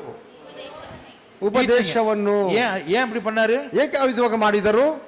ரட்சிப்புக்கு அது தேவையா? ರಕ್ಷಣೆಗೆ ಅದು ಬೇಕಾಗುತ್ತೆ. ஏன் அவருக்கு இயேசுன்னு பேர் வந்துச்சு? ಏಕೆ ಆತನಿಗೆ ಯೇಸು ಎಂದು ಹೆಸರು ಬಂದಿತು? வெறும் அற்புதம் பண்ணிட்டே போயிருக்கலாமே, ಬರೀ ಅದ್ಭುತಗಳನ್ನು ಮಾಡಿ ಹೋಗಬಹುದಾಯ್ತಲ್ಲ. ஆனா அவருக்கு பேர் என்ன? ಆದ್ರೆ ಆತನಿಗೆ ಹೆಸರು ಏನು? வெறும் அற்புதம் செய்யறவரா? ಬರೀ ಅದ್ಭುತಗಳನ್ನು ಮಾಡುತ್ತಾನಾ? ಇಲ್ಲ. ஆலோசனை கொடுத்து உங்களை வழி நடத்துகிறவர், ಆಲೋಚನೆಯನ್ನು ಕೊಟ್ಟು ಅವರನ್ನು ನಡೆಸುವಾತನು. அந்த ஆலோசனையை விட்டு நீங்க போனீங்கன்னா ரட்சிப்பு இல்ல. ಆ ಆಲೋಚನೆಯನ್ನು ಬಿಟ್ಟು ನೀವು ಹೋದರೆ ನಿಮಗೆ ರಕ್ಷಣೆ ಇಲ್ಲ. அதிசயம் நடக்கும், ಅದ್ಭುತಗಳು ನಡೆಯುತ್ತದೆ. அது எப்ப நடக்கும்? ಅದು ಯಾವಾಗ ನಡೆಯುತ್ತದೆ? டெய்லி நடந்தா அதுக்கு பேர் அற்புதமா? ಪ್ರತಿದಿನ ನಡೆದರೆ ಅದಕ್ಕೆ ಅದ್ಭುತವೇ? டெய்லி நடந்தா அது என்ன? அது ರೂಢಿ ಆயிருது. ಅದು ಪ್ರತಿದಿನ ನಡೆದರೆ ಅದು ಮಾಮೂಲಿ ಅದು ರೂಢಿ ಆಗಿಬಿಡುತ್ತದೆ. அது அற்புதம் யாராவது சொல்லுவாங்களா? ಅದನ್ನು ಅದ್ಭುತ ಎಂದು ಯಾರಾದರೂ ಹೇಳುತ್ತಾರಾ? ஓ பிரைஸ் தி லார்ட் பிரதர், இன்னைக்கு 8 மணிக்கு சூரியன் வந்துருச்சு பிரதர், ಪ್ರೈಸ್ யாராவது சொல்லுவாங்களா? ಪ್ರೈಸ್ ದಿ ಲಾರ್ಡ್ ಬ್ರದರ್, ಇದನ್ನು 8 ಗಂಟೆಗೆ ಸೂರ್ಯನು ಬಂದನೆಂದು ಯಾರಾದರೂ ಹೇಳುತ್ತಾರಾ? காலையில ಬೆಳಗಿನ ಸಮಯದಲ್ಲಿ. ஐயோ மத்தியானம் 12 மணிக்கு நல்ல சுள்ளு வெயில் அடிக்குது பிரதர். ಮಧ್ಯಾಹ್ನದಲ್ಲಿ ಬಹಳ ಬಿಸಿಲು ಬಡಿಯುತ್ತಿದೆ ಬ್ರದರ್. 10 மணிக்கு சூரியனை காண பிரதர், ஒரு சந்திரனே வருது பிரதர். 10 ಗಂಟೆಗೆ ನೋಡಿದ್ರೆ ಸೂರ್ಯನ ಇಲ್ಲ, ಬರೀ ಚಂದ್ರನೇ ಕಾಣ್ತಾ ಇದ್ದಾನೆ ಬ್ರದರ್. யாராவது ஆச்சரியப்படுறாங்களா? ಇದನ್ನು ಕೇಳಿ ಯಾರಾದರೂ ಆಶ್ಚರ್ಯ ಪಡುತ್ತಾರಾ? அப்படியே ஆச்சரியப்பட சொல்லுவாங்க, ஏய் என்ன இந்த உலகத்துக்கு புதுசா வந்திருக்கிறியா? ಇವಾಗ ಯಾರಾದರೂ ಹೇಳಿದರೆ ನೀವು ಹೇಳಿ, ಏನೋ ಈ ಲೋಕಕ್ಕೆ ನೀವು ಹೊಸದಾಗಿ ಬಂದಿದ್ದೀಯಾ? இப்பதான் புதுசா பிறந்திருக்கிறியா? ಇವಾಗ ನೀವು ಹೊಸದಾಗಿ ಹುಟ್ಟಿದ್ದೀಯಾ? காலையில சூரியன் உதயமாகுது, ಬೆಳಿಗ್ಗೆ ಸೂರ್ಯನ ಹುಟ್ಟುತ್ತಾನೆ, சாயங்காலத்துல அது வந்து என்ன, அது ಅಸ್ತಮಾಗುತ್ತದೆ, ಅದು ಮುಳುಗುತ್ತದೆ. ಅದು ಸಂಜೆಯಲ್ಲಿ ಅದು ಮುಳುಗುತ್ತದೆ. இது டெய்லி தான் நடக்குது, ಪ್ರತಿದಿನ ನಡೆಯುವಂತದ್ದೇ. இது என்ன ஆச்சரியப்படுறதுக்கு என்ன இருக்கு? ಇದರಲ್ಲಿ ಆಶ್ಚರ್ಯ ಪಡುವಂತದ್ದೇನಿರುವುದು? அந்த மாதிரி தான் கர்த்தர் ஆச்சரியமான காரியங்களை டெய்லி செய்ய மாட்டார். ಅದು ಆ ವಿಧವಾಗಿ ದೇವರು ಕರ್ತನು ಆ ಆಶ್ಚರ್ಯವಾದ ಕಾರ್ಯಗಳನ್ನು ಪ್ರತಿದಿನ ಮಾಡುವುದಿಲ್ಲ. சூரியன் வர்றதும் போறதும் டெய்லி நடக்குது. ಸೂರ್ಯನು ಹುಟ್ಟುವುದು ಮುಳುಗುವುದು ಅದು ಪ್ರತಿದಿನ ನಡೆಯುವಂತದ್ದು. அது உபதேசம். ಅದು ಉಪದೇಶವು. ஹல்லேலூயா, ಹಲ್ಲೆಲೂಯಾ. உபதேசம் டெய்லி நடக்கும். ಉಪದೇಶ ಪ್ರತಿದಿನ ನಡೆಯುವುದು. போர் அடிக்குதா? ಬೇಜಾರಾಗುತ್ತಿದೆಯಾ? விட்டுட்டு போறீங்களா? ಬಿಟ್ಟು ಹೋಗ್ತೀರಾ? நீங்களும் போறீங்களா? ನೀವು ಹೋಗ್ತೀರಾ? போறவங்க போயிட்டாங்க, ಹೋಗುವವರೆಲ್ಲರೂ ಹೋದರು. அது இயேசு கேட்டாரு. ಆದ್ರೆ ಯೇಸು ಕೇಳಿದನು 67ನೇ ವಾಕ್ಯದಲ್ಲಿ. ஓதப்பா. You do not want to leave too, do you?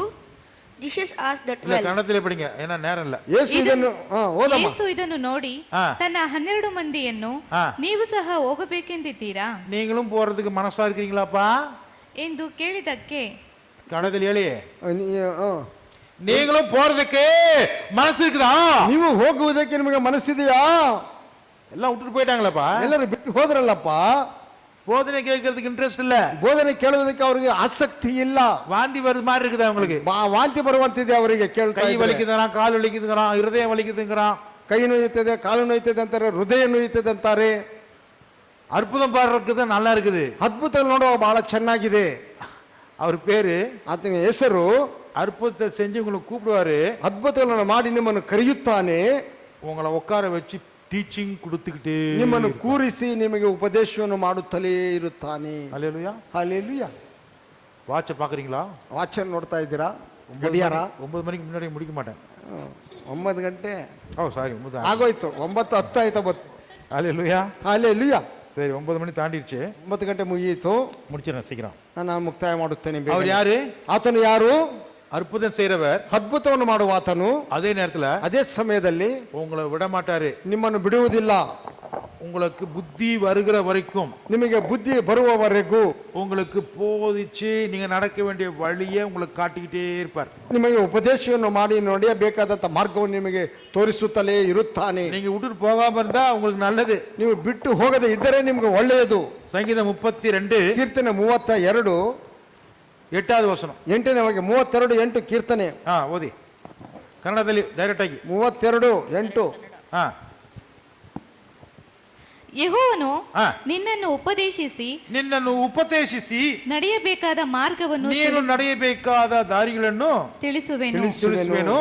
ನಿನ್ನನ್ನು ಕಟಾಕ್ಷಿಸಿ ನಿನ್ನನ್ನು ಕಟಾಕ್ಷಿಸಿ ಆಲೋಚನೆ ಹೇಳುವೆನು. ಏನ್ ಹೇಳುವೆನು? ಆಲೋಚನೆ ಹೇಳುವೆನು. ಏನ್ ಹೇಳುವೆನು? ಆಲೋಚನೆ. ಏನ್ ಹೇಳುವೆನು? ಆಲೋಚನೆ. ಇದು ನಿಕ್ಕುಮಾ? ಇದು ನಿಲ್ಲುತ್ತದಾ? ಅದ್ಭುತ ಎಪ್ಪ ನಡಗು? ಅದ್ಭುತ ಯಾವಾಗ ನಡೆಯುವುದು? அதிசயமாக நடக்கும். ಅದ್ಭುತವಾಗಿ ಅದು ನಡೆಯುವುದು. ಅಪರೂಪமா நடக்கும். ಅಪರೂಪವಾಗಿ ನಡೆಯುವುದು. ಅದು ಡೈಲಿ ನಡೆದ ಅದು அதிசயம் இல்ல. ಅದು ಪ್ರತಿದಿನ ನಡೆದಿರೋದು ಅದ್ಭುತವಲ್ಲ. எப்பயாவது நடந்தா அது அதிசயம். ಯಾವಾಗಲೂ ಸರಿ ನಡೆದಿರೋದು ಅದ್ಭುತವು. Praise the Lord. Praise the Lord. Daily நான் வேலைக்கு போகாம ಪ್ರತಿದಿನ ನಾನು ಕೆಲಸಕ್ಕೆ ಹೋಗದಂತೆ காலி பாத்திரத்தை வீட்டுல வச்சுட்டு ಕಾಯಿ ಪಾತ್ರೆನ ಮನೆಯಲ್ಲಿ ಇಟ್ಟುಕೊಂಡು இன்னைக்கு கெஸ்ட்டுங்க வீட்டுக்கு வருவாங்க. ಇವನ ಅತಿಥಿಗಳು ಮನೆಗೆ ಬರುತ್ತಾರೆ. ஆனா நான் மீன் வாங்க மாட்டேன். ಆದ್ರೆ ನಾನು ಮೀನು ಕೊಳ್ಳುವುದಿಲ್ಲ. மீன் வாங்க மாட்டேன். நான் சப்பாத்தி பண்ண மாட்டேன். ನಾನು ಮೀನನ್ನು ಕೊಳ್ಳುವುದಿಲ್ಲ, ಚಪಾತಿ ಮಾಡುವುದೂ ಇಲ್ಲ. அன்னைக்கு வீட்டுக்கு வரவங்களுக்கு நான் ஏதாவது நான் அற்புதம் செய்ய ஆண்டவரே அப்படின்னு உட்கார்ந்திருப்பேன். ನಮ್ಮ ಮನೆಗೆ ಬರುವ ಅತಿಥಿಗಳಿಗೆ ಯಾವುದಾದರೂ ಒಂದು ಅದ್ಭುತವನ್ನು ಮಾಡು ದೇವರೆಂದು ಕೇಳುತ್ತೇನೆ. டெய்லி ஆண்டவர் எனக்கு ரொட்டியும் மீனும் கொடுத்துக்கிட்டே இருப்பாருன்னு உட்காந்து பாருங்க. ಪ್ರತಿದಿನ ದೇವರು ನನಗೆ ರೊಟ್ಟಿಯನ್ನು ಮೀನನ್ನು ಕೊಡುತ್ತೇನೆ ಎಂದು ಕುಳಿತುಕೊಂಡು ನೋಡಿರಿ. ஆண்டவர் என்ன தெரியுமா கொடுப்பாரு? ದೇವರು ಏನನ್ನು ಕೊಡುತ್ತಾನೆ ಗೊತ್ತುಂಟಾ? யாராவது சொல்லுங்களேன். ಯಾರಾದರೂ ಹೇಳಿ. ரொட்டி கொடுப்பாரா? மீன் கொடுப்பாரா? ರೊಟ್ಟಿ ಕೊಡ್ತಾರಾ? ಮೀನು ಕೊಡ್ತಾರಾ? ಹಸುವನ್ನು ಕೊಡ್ತಾರೆ. ಹಸುವನ್ನು. ஆசீர்வாதம் வராது. ಆಶೀರ್ವಾದ ಬರುವುದಿಲ್ಲ. இருக்கிற வேலையும் போயிடும். ಇರುವಂತ ಕೆಲಸವೂ ಹೋಗುತ್ತದೆ. வீட்டுக்கு வர்றவங்களுக்கு வீட்டுக்கு வருவாங்க. ಮನೆಗೆ ಬರುವಂತವರು ಬರುತ್ತಾರೆ. உங்க காசு செலவு பண்ணாம வீட்டுக்குள்ளே வச்சிருப்பீங்க. ನಿಮ್ಮ ಕಾಚನ್ನು ಖರ್ಚು ಮಾಡದೆ ಮನೆಯಲ್ಲಿ ಇಟ್ಟುಕೊಂಡಿರುತ್ತೀರಾ. கடைக்கு போய் வாங்கிட்டு வர பொருளை வாங்காதே இருப்பீங்க. ಅಂಗಡಿಗೆ ಹೋಗಿ ಕೊಳ್ಳಬೇಕಾದಂತ ಒಂದು ವಸ್ತುಗಳನ್ನು ಕೊಳ್ಳದೆ ಇರುತ್ತೀರಾ. வரவங்களை அப்படியே பசியிலே உட்கார வச்சு அமுச்சு விடுவீங்க. ಬರುವಂತವ್ರನ್ನ ಹಾಗೆ ಹಸಿವಿನಲ್ಲಿ ಕುಳ್ಳಿರಿಸವ್ರನ್ನ ಹಾಗೆ ಕಳುಹಿಸುತ್ತೀರಿ. கேட்டா ಕೇಳಿದರೆ நான் என்ன பிரதர் பண்றது? நான் பிரேயர் பண்ணிட்டு இருக்கேன் பிரதர். கர்த்தர் கொடுத்தா தான் பிரதர் உங்களுக்கு காஃபி கொடுப்பேன், ஏதாவது கேக் கொடுப்பேன். ನಾನೇನು ಬ್ರದರ್ ಮಾಡುವುದು? ನಾನು ಪ್ರಾರ್ಥನೆ ಮಾಡುತ್ತಲೇ ಇದ್ದೇನೆ. ದೇವರು ಕೊಟ್ಟರೆ ನಾನು ನಿಮಗೆ ಕಾಫಿ ಕೊಡುತ್ತೇನೆ, ಇಲ್ಲ ಕೇಕ್ ಕೊಡುತ್ತೇನೆ. வந்தவங்க என்ன சொல்லிட்டு போவாங்க? ಬಂದವರು ಏನು ಹೇಳುತ್ತಾರೆ? நல்ல ஜெபம் பண்ணுங்க பிரதர். ಚೆನ್ನಾಗಿ ಪ್ರಾರ್ಥನೆ ಮಾಡಿ ಬ್ರದರ್. ஐயோப்பா பிரேயர் பண்ணுங்க பிரதர். உங்க டோன் நான் சொல்றேன். நல்ல பிரேயர் பண்ணுங்க பிரதர். ಚೆನ್ನಾಗಿ ಪ್ರಾರ್ಥನೆ ಮಾಡಿ ಬ್ರದರ್. நாங்க போயிட்டு வரோம் பிரதர். ನಾನು ಹೋಗಿ ಬರುತ್ತೇನೆ ಬ್ರದರ್. நாங்க போனதுக்கு அப்புறம் கூட நீங்க கடைக்கு போய் எதுவும் வாங்கி சாப்பிடாதீங்க. ನಾನು பிரேயர் பண்ணிட்டே இருங்க பிரதர். ಹೋದ ನಂತರ ಅಂಗಡಿಗೆ ಹೋಗಿ ಏನೇನು ತೆಗೆದುಕೊಂಡು ಬರಬೇಡಿ, ಹಾಗೆ ನೀವು ಪ್ರಾರ್ಥನೆ ಮಾಡುತ್ತಲೇ ಇರಿ. டெய்லி அற்புதம் நடக்கும் பிரதர். ಪ್ರತಿದಿನ ಅದ್ಭುತ ನಡೆಯುತ್ತದೆ ಬ್ರದರ್. வெளியில போயிட்டு சொல்லுவாங்க, ಆಚೆ ಹೋಗಿ ಹೇಳುತ್ತಾರೆ, உங்க வீட்டுல இருக்கிற பாத்திரம் என்னைக்குமே காலியாவே இருக்கும். ನಿಮ್ಮ ಮನೆಯಲ್ಲಿರುವಂತ ಪಾತ್ರೆ ಯಾವಾಗಲೂ ಅದು ಖಾಲಿಯಾಗಿರುತ್ತದೆ. உங்க காசு செலவு ஆகாது. ನಿಮ್ಮ ಹಣವು ಖರ್ಚಾಗುವುದಿಲ್ಲ. செலவு பண்றதுக்கு மனசு வராது. ನಿಮ್ಮ ಖರ್ಚು ಮಾಡಲಿಕ್ಕೆ ನಿಮಗೆ ಮನಸ್ಸು ಬರುವುದಿಲ್ಲ. உங்க பாத்திரமும் நிரம்பாது. ನಿಮ್ಮ ಪಾತ್ರೆಯು ತುಂಬುವುದೇ ಇಲ್ಲ. உங்க மனசும் வயிறும் அப்படியே போயிடும். ನಿಮ್ಮ ಮನಸ್ಸು ನಿಮ್ಮ ಹೊಟ್ಟೆ ಹಾಗೇ ಇರುತ್ತದೆ. உங்க வீட்டுக்கு யாரு வந்தாலும் இப்படிதான் நடக்கும். ನಿಮ್ಮ ಮನೆಗೆ ಯಾರೇ ಬಂದರೂ ಈ ವಿಧವಾಗಿ ನಡೆಯುತ್ತದೆ. கர்த்தரே ஊழியக்காரனை அனுப்பிச்சு விட்டாலும் நீங்க அப்படிதான் அனுப்புவீங்க. ದೇವರ ಒಬ್ಬ ಸೇವಕನನ್ನು ಕಳಿಸಿದ ನೀವು ಹಾಗೇ ಮಾಡುತ್ತೀರಿ. இது சாபமா போயிடும். ಇದು ಶಾಪವಾಗಿ ಬದಲಾಗುತ್ತದೆ. அப்படி ஆகுமாகாதா? ಆ ವಿಧ ಆಗುತ್ತದೆ ಇಲ್ಲವೇ? அற்புதங்கிறது என்ன? ಅದ್ಭುತ ಎನ್ನುವುದು ಏನು? உங்க கையில் இருக்கிறத போட்டு நீங்க செய்றீங்க. ನಿಮ್ಮ ಕೈಯಲ್ಲಿರುವುದನ್ನು ಹಾಕಿ ನೀವು ಮಾಡುತ್ತೀರಿ. இருக்கிறதே அவ்வளவுதான். ಇರುವುದು ಅಷ್ಟೇ. அதை முழுசும் போட்டு செய்றீங்க. ಅದು ಪೂರ್ತಿಯಾಗಿ ಹಾಕಿ ಮಾಡುತ್ತೀರಿ. ஆனா அது 5 பேர் கூட பத்தாது. ಅದು 5 ಜನರಿಗೂ ಸಾಕಾಗುವುದಿಲ್ಲ. ஆனா பார்த்தா 15 பேர் வந்துட்டாங்க, 20 பேர் வந்துட்டாங்க. ಅದನ್ನು ನೋಡಿದರೆ 15ಕ್ಕಿಂತಲೂ ಮಿಗಿಲಾಗಿ 20 ಜನ ಬಂದಿದ್ದಾರೆ. ஐயோ என்ன செய்யுதுன்னு தெரியலையே. ಅಯ್ಯೋ ಏನು ಮಾಡುವುದು ತಿಳಿಯುತ್ತಿಲ್ಲವಲ್ಲ. இத்தனை பேர் வந்துட்டாங்களே, ಇಷ್ಟು ಜನ ಬಂದರಲ್ಲ. இப்ப நான் எங்க போய் வாங்குறது? ಇವಾಗ ನಾನು ಎಲ್ಲಿ ಹೋಗಿ ಕೊಂಡು ಬರುವುದು? காசு இல்லையே, ಹಣವಿಲ್ಲವಲ್ಲ, கடையும் இல்லையே, ಅಂಗಡಿಗಳಿಲ್ಲವಲ್ಲ. ஆண்டவரே கிருபை கொடுங்கப்பா, ದೇವರೇ ಕೃಪೆಯನ್ನು ಕೊಡಪ್ಪ. கையில இருக்கிறத எடுத்துட்டு ಕೈಯಲ್ಲಿರೋನು ತೆಗೆದುಕೊಂಡು, இது 5 பேருக்கு தான் பத்தும். ಇದು 5 ಜನರಿಗೆ ಇದು ಸಾಕಾಗುವುದು. ஆனா 20 பேர் இருக்காங்க இங்க. 20 ಜನರಿದ್ದಾರೆ ಇಲ್ಲಿ. பாருகட்டா அடோனாய் எலோஹினு மேலகவோலம் ஹமூசி லஹமின்ஹா அரட்ஸ். இது சாப்பாட்டுக்காக இயேசு பண்ண ஜெபம். ಇದು ಊಟಕ್ಕಾಗಿ ಯೇಸು ಕ್ರಿಸ್ತನು ಮಾಡಿದ ಪ್ರಾರ್ಥನೆ. அந்த ஜெபத்தை பண்ணிட்டு ಆ ಒಂದು ಪ್ರಾರ್ಥನೆಯನ್ನು ಮಾಡಿ பிரெட்டை பிட்டு அப்படியே கொடுத்தாரு பாருங்க. ಆ ರೊಟ್ಟಿಯನ್ನು ಮುರಿದು ಹಾಗೆ ಕೊಟ್ಟನು ನೋಡಿ என்னாச்சு? ಏನಾಯಿತು? 5000 குடும்பங்கள் சாப்பிட்டு 5,000 ಕುಟುಂಬಗಳು ತಿಂದವು. எப்போ? ಯಾವಾಗ? எப்போ? ಯಾವಾಗ? உங்களுக்கு யாருக்குமே கதை தெரியாது இல்ல? ನಿಮಗೆ ಯಾರಿಗೂ ಕಥೆ ತಿಳಿಯದಲ್ಲವೇ?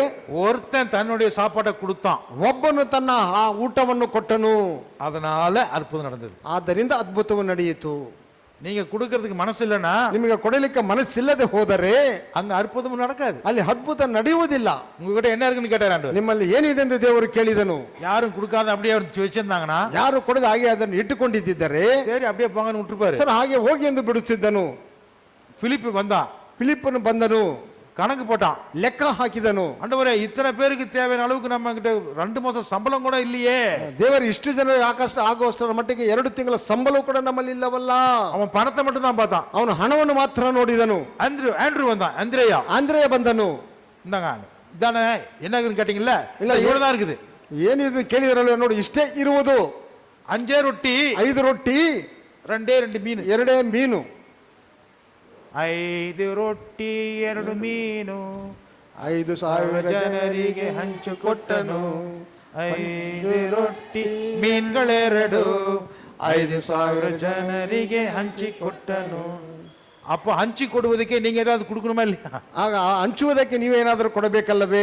அற்புதம் எப்ப நடக்குது? ಅದ್ಭುತ ಯಾವಾಗ ನಡೆಯುವುದು? எப்ப நீங்க காலி ஆகுறீங்களோ அப்பதான் அற்புதம் நடக்கும். ಯಾವಾಗ ನೀವು ಬರಿದ ಮಾಡಿಕೊಳ್ಳುತ್ತೀರೋ ಆವಾಗ ನಿಮಗೆ ಅದ್ಭುತವು ನಡೆಯುವುದು. டெய்லி அற்புதம் நடக்கும். எப்போ? ಪ್ರತಿದಿನ ಅದ್ಭುತ ನಡೆಯುವುದು ಯಾವಾಗ? எல்லாத்தையுமே நீங்க கொடுத்துட்டே இருந்தீங்கன்னா, ಎಲ್ಲವನ್ನು ನೀನು ಕೊಡುತ್ತಲೇ ಇದ್ದರೆ, I challenge you, ನಿಮಗೆ ನೀನು ಚಾಲೆಂಜ್ ಕೊಡುತ್ತೇನೆ, ನಿಮಗೆ ಸವಾಲು ಕೊಡುತ್ತೇನೆ. இருக்கிறத நீங்க முழுசா நீங்க கர்த்தருக்கு கொடுத்து பாருங்க. ಕೊಡು ಇರುವುದನ್ನ ಪೂರ್ತಿಯಾಗಿ ನೀವು ದೇವರಿಗೆ ಕೊಟ್ಟು ನೋಡಿರಿ. மனசு நிறைஞ்சு கொடுங்க, ಮನ ತುಂಬಿ ಕೊಡಿರಿ. அற்புதம் நடந்துட்டே தான் இருக்கும். ಅದ್ಭುತ ನಡೆಯುತ್ತಲೇ ಇರುತ್ತದೆ. ஏன் அற்பமா சொற்பமா நடக்குது? ಏಕೆ ಅಲ್ಪವಾಗಿ ಸ್ವಲ್ಪವಾಗಿ ನಡೆಯುತ್ತದೆ? நாம முழுசா எப்பயாவது தான் கொடுக்கிறோம். ನಾವು ಪೂರ್ತಿಯಾಗಿ ಯಾವಾಗಲೂ ಒಂದು ಸಾರಿ ಕೊಡುತ್ತೇವೆ. அவன் இருக்கிறதெல்லாம் கொடுத்தான், ಅವನು ಇರುವುದೆಲ್ಲವನ್ನು ಕೊಟ್ಟನು, அதனால அங்க அற்புதம் நடந்தது. ಆದ್ದರಿಂದ ಅದ್ಭುತವು ನಡೆಯಿತು. ಆದರೆ ஆலோசனை உபதேசம் கடிந்து கொள்ளுதல், ಆಲೋಚನೆ ಉಪದೇಶವು ಖಂಡಿಸುವುದು. தம்பி விளையாடாத உட்காரு, அதுதான் அதிகமாக இயேசு கிறிஸ்து செய்தார். ಅದನ್ನು ಅಧಿಕವಾಗಿ ಯೇಸು ಕ್ರಿಸ್ತನು ಮಾಡಿದನು. அது மட்டுமல்ல, ಅದು ಮಾತ್ರವಲ್ಲ, அவர் வல்லமை உள்ள தேவன், ಆತನು ಶಕ್ತಿಯುಳ್ಳ ದೇವರು. அவர் வல்லமை உள்ளவர் என்பதற்கு ಅನೇಕ ಅற்பುತங்களை நீங்கள் சொல்லலாம். ಆತನು ಅದ್ಭುತನಾದ ದೇವರು ಎನ್ನುವುದಕ್ಕೆ ಅನೇಕ ಕಾರ್ಯಗಳನ್ನು ಹೇಳಬಹುದು. அவர் வல்லமை உள்ளவர் என்பதற்கு, ಆತನು ಪ್ರಭಾವವುಳ್ಳ ಆತನೆಂದು ಹೇಳುವುದಕ್ಕೆ ಅನೇಕ ಕಾರಣಗಳನ್ನು ಹೇಳಬಹುದು. பிசாசுகளை வார்த்தையினாலே விரட்டினார், ಸೈತಾನನು ದೇವಗಳನ್ನು ಮಾತಿನಲ್ಲಿ ಆತನು ಓಡಿಸಿದನು, கடலை அதட்டினார், ಸಮುದ್ರವನ್ನು ಗದರಿಸಿದನು. ஹல்லேலூயா, ಹಲ್ಲೆಲೂಯಾ. அவருடைய அதிகாரம், ಆತನ ಅಧಿಕಾರವು, வல்லமை, ಆತನ ಶಕ್ತಿಯು, அவருக்கு இருக்கக்கூடிய வல்லமை, ಆತನಿಗೆ ಇರುವಂತ ಶಕ್ತಿಯು, அவ்வளவு அதிகாரம் எந்த ஒரு பரிசேயனுக்கும் இல்ல, சதுசேயருக்கும் இல்ல, மத போதகர்களுக்கும் இல்ல, ಯಾವ ಯಾಜಕನಿಗೂ ಇಲ್ಲ, ಯಾವ ಸದುಕಾಯನಿಗೂ ಇಲ್ಲ, ಯಾವ ಮತ ಬೋಧಕರಿಗೂ ಇಲ್ಲ, பிலாத்துக்கு கூட இல்ல, ಪಿಲಾತನಿಗೂ ಕೂಡ ಇಲ್ಲ. இயேசுக்கு இருந்தது. ಯೇಸು ಕ್ರಿಸ್ತನಿಗಿದ್ದಿತು, வல்லமை உள்ளவராயிருந்தார். ಆತನ ಶಕ್ತಿಯುಳ್ಳವನಾಗಿದ್ದನು.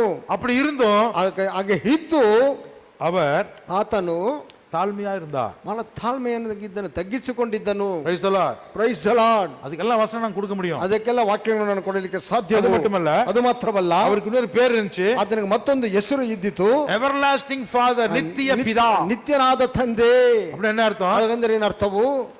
நித்தியத்தை அவர்தான் நமக்கு கொடுக்கிறார். ನಿತ್ಯವನ್ನು ಆತನೇ ನಮಗೆ ಕೊಡುವಾತನು. அல்லேலூயா, ಹಲ್ಲೆಲೂಯಾ. நித்தியத்தை உங்களுக்கும் எனக்கும் கொடுக்கிறவர் தான். ನಿತ್ಯವನ್ನು ನಿಮಗೂ ನನಗೂ ಕೊಡುವಾತನೇ நித்தியத்தினுடைய தந்தை அவர். ನಿತ್ಯದ ತಂದೆಯು, ನಿತ್ಯನಾದ ತಂದೆಯು.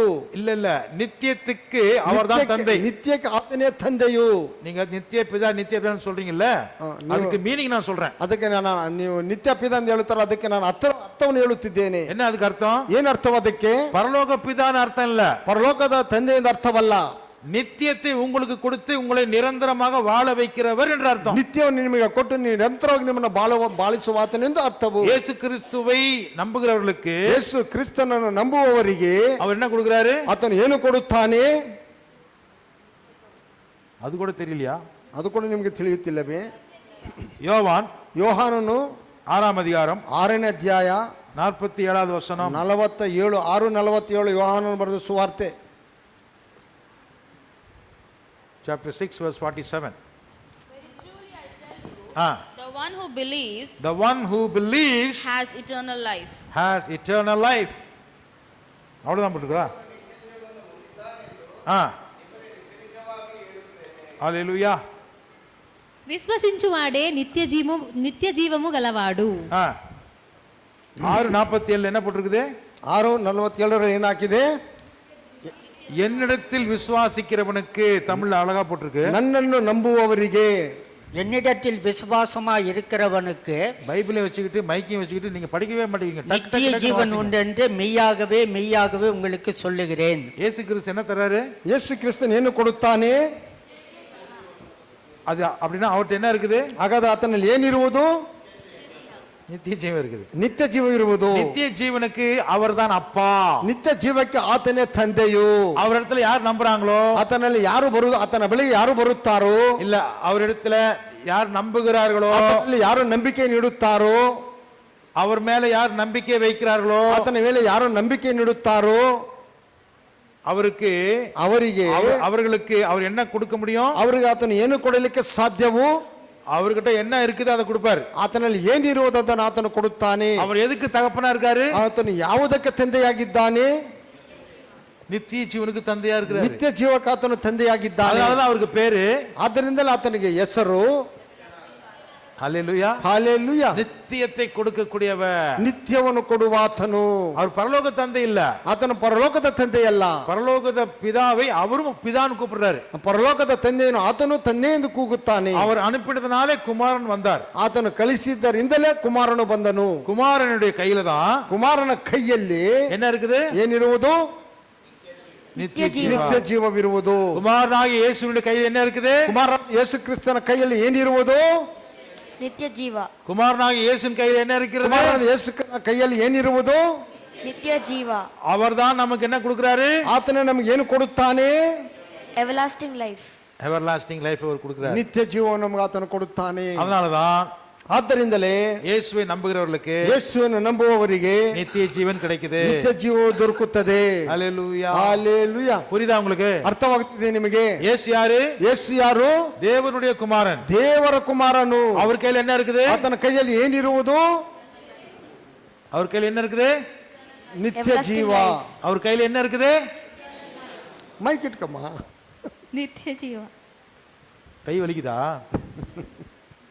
அவர் கையில் ಏನಿದೆ? ಆತನ ಕೈಯಲ್ಲಿ ಏನಿರುವುದು? ನಿತ್ಯ ಜೀವ. கையில் என்ன இருக்குது? ನಿತ್ಯ ಜೀವ. ஆமென்.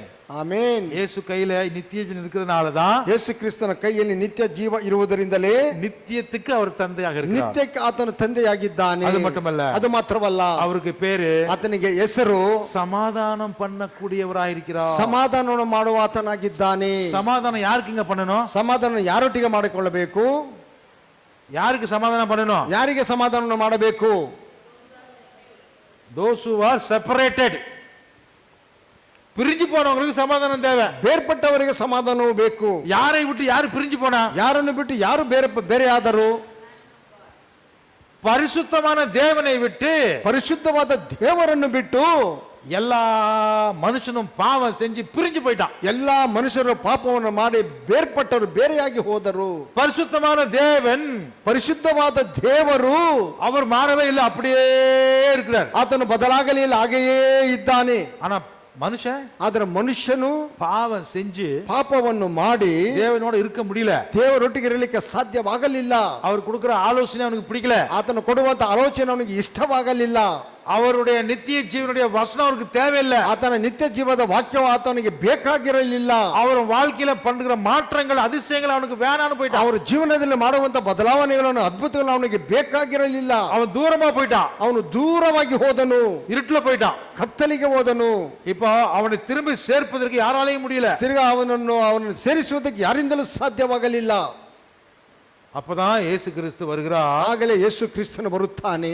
ரட்சிப்பினுடைய இன்னொரு வேலை அங்க நடக்குது. ರಕ್ಷಣೆಯ ಮತ್ತೊಂದು ಕಾರ್ಯವು ಅಲ್ಲಿ ನಡೆಯುತ್ತದೆ.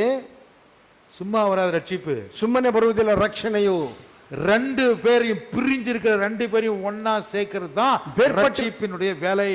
ಬೇರ್ಪಟ್ಟಿರುವಂತ ಇಬ್ಬರನ್ನು ಒಟ್ಟಾಗಿ ಸೇರಿಸುವುದೇ ರಕ್ಷಣೆಯ ಒಂದು ಕಾರ್ಯವು. பரிசுத்தமான தேவனோட, ಪರಿಶುದ್ಧವಾದ ದೇವರೊಟ್ಟಿಗೆ பாவியாய் போன மனுஷனை திரும்பமாக கொண்டு வந்து சேர்க்கிற வேலை. ಪಾಪಿಯಾಗಿರುವಂತ ಮನುಷ್ಯನನ್ನು ತಿರುಗಿ ಕೊಂಡು ಬಂದು ಸೇರಿಸುವಂತ ಒಂದು ಕೆಲಸವು, அந்த வேலையை ಆ தான் ಒಂದು ಕೆಲಸವನ್ನೇ எபேசியர் 2 அதிகாரத்திலே ಎಫೆಸರಿಗೆ ಬರೆದ ಪತ್ರಿಕೆ 2ನೇ ಅಧ್ಯಾಯದಲ್ಲಿ 14, 15, 16 14, 15, 16 ಕನ್ನಡದಲ್ಲಿ ಕನ್ನಡದಲ್ಲಿ ಓದಿಬಿಡಿ. ಓದಿ. ಕನ್ನಡದಲ್ಲಿ 14, 15, 16 For he himself Kannada ಬಾದೆ Kannada ಎಫೆಸ 2 ನಿಮ್ಮನ್ನು ಹಾ ನಮ್ಮನ್ನು ಒಂದು ಮಾಡಿದವನಾದ ಹಾ. ಆತನೇ ನಿಮಗೆ ಸಮಾಧಾನ ಕರ್ತುವಾಗಿದ್ದಾನೆ. ಹಾ ಆತನು ತನ್ನ ಶರೀರವನ್ನು ಹಾ. ಸಮರ್ಪಿಸಿದ್ದರಲ್ಲಿ ಹಾ. ವಿಧಿರೂಪವಾದ ಆಜ್ಞೆಗಳುಳ್ಳ ಹಾ. ಧರ್ಮಶಾಸ್ತ್ರವನ್ನು ತೆಗೆದುಹಾಕಿ ಹಾ. ಇದ್ದ ದ್ವೇಷವನ್ನು ಮುಗಿಸಿ ಹಾ. ನಮ್ಮನ್ನು ಅಗಲಿಸಿದ ಅಡ್ಡಗೋಡೆಯನ್ನು ನಮ್ಮನ್ನು ಅಗಲಿಸಿದ ಅಡ್ಡಗೋಡೆಯನ್ನು ಕೆಡವಿ ಕೆಡವಿ ಹಾಕಿದನು ಹಾಕಿದನು. ಕೆಡವಿ ಹಾಕಿದನು. ಹಾ ಆತನು ಸಮಾಧಾನ ಮಾಡುವವನಾಗಿ ಹಾ ಉಭಯರನ್ನು ತನ್ನಲ್ಲಿ ಹಾ. ಒಬ್ಬ ನೂತನ ಪುರುಷನನ್ನಾಗಿ ಹಾ. ನಿರ್ಮಿಸಿದ್ದಾನೆ. ಹಾ ಇದ್ದ ದ್ವೇಷವನ್ನು ಹಾ. ತನ್ನ ಶಿಲುಬೆಯ ಮೇಲೆ ಕೊಂದು ಹಾ. ಆ ಶಿಲುಬೆಯ ಮೂಲಕ ಹಾ. ಉಭಯರನ್ನು ಒಂದೇ ದೇಹದಂತಾಗ ಮಾಡಿ ಹಾ. ದೇವರೊಂದಿಗೆ ಸಮಾಧಾನಪಡಿಸಿದ್ದಾನೆ. ಯಾರೊಂದಿಗೆ ದೇವರೊಂದಿಗೆ ಯಾರೊಂದಿಗೆ தேவரொந்திகே நமக்கு என்ன பேரு ನಮಗೆ ಏನು ಹೆಸರು தேவனுக்கு விரோதமான பகைஞர்கள் ದೇವರಿಗೆ ವಿರುದ್ಧವಾದಂತಹ ಹಗೆಯವರು சத்துருக்கள் ಶತ್ರುಗಳು தேவனை ஹர்ட் பண்ணக்கூடியவர்கள் ದೇವರನ್ನು ಹಿಂಸೆ ವಹಿಸುವವರು ಗಾಯ ಮಾಡಿದವರು ನಾವು ಗಾಯ ಮಾಡಿದವರು ನಾವು தேவனை தூஷித்தவர்கள் நாம் ದೇವರನ್ನು ದೂಷಣೆ ಮಾಡಿದವರು ನಾವು பரிசுத்தத்தை கெடுத்துக்கொண்டவர்கள் ಪರಿಶುದ್ಧವನ್ನು ಕೆಡಿಸಿಕೊಂಡವರು ஆசீர்வாதத்தை இழந்து போனவர்கள் ಆಶೀರ್ವಾದವನ್ನು ಕಳೆದುಕೊಂಡವರು ನಮ್ಮನ್ನು தேவனோடு சேர்க்கிற வேலையை அவர் செய்தார். ದೇವರೊಟ್ಟಿಗೆ ಸೇರುವಂತ ಕೆಲಸವನ್ನು ಆತನು ಮಾಡಿದನು.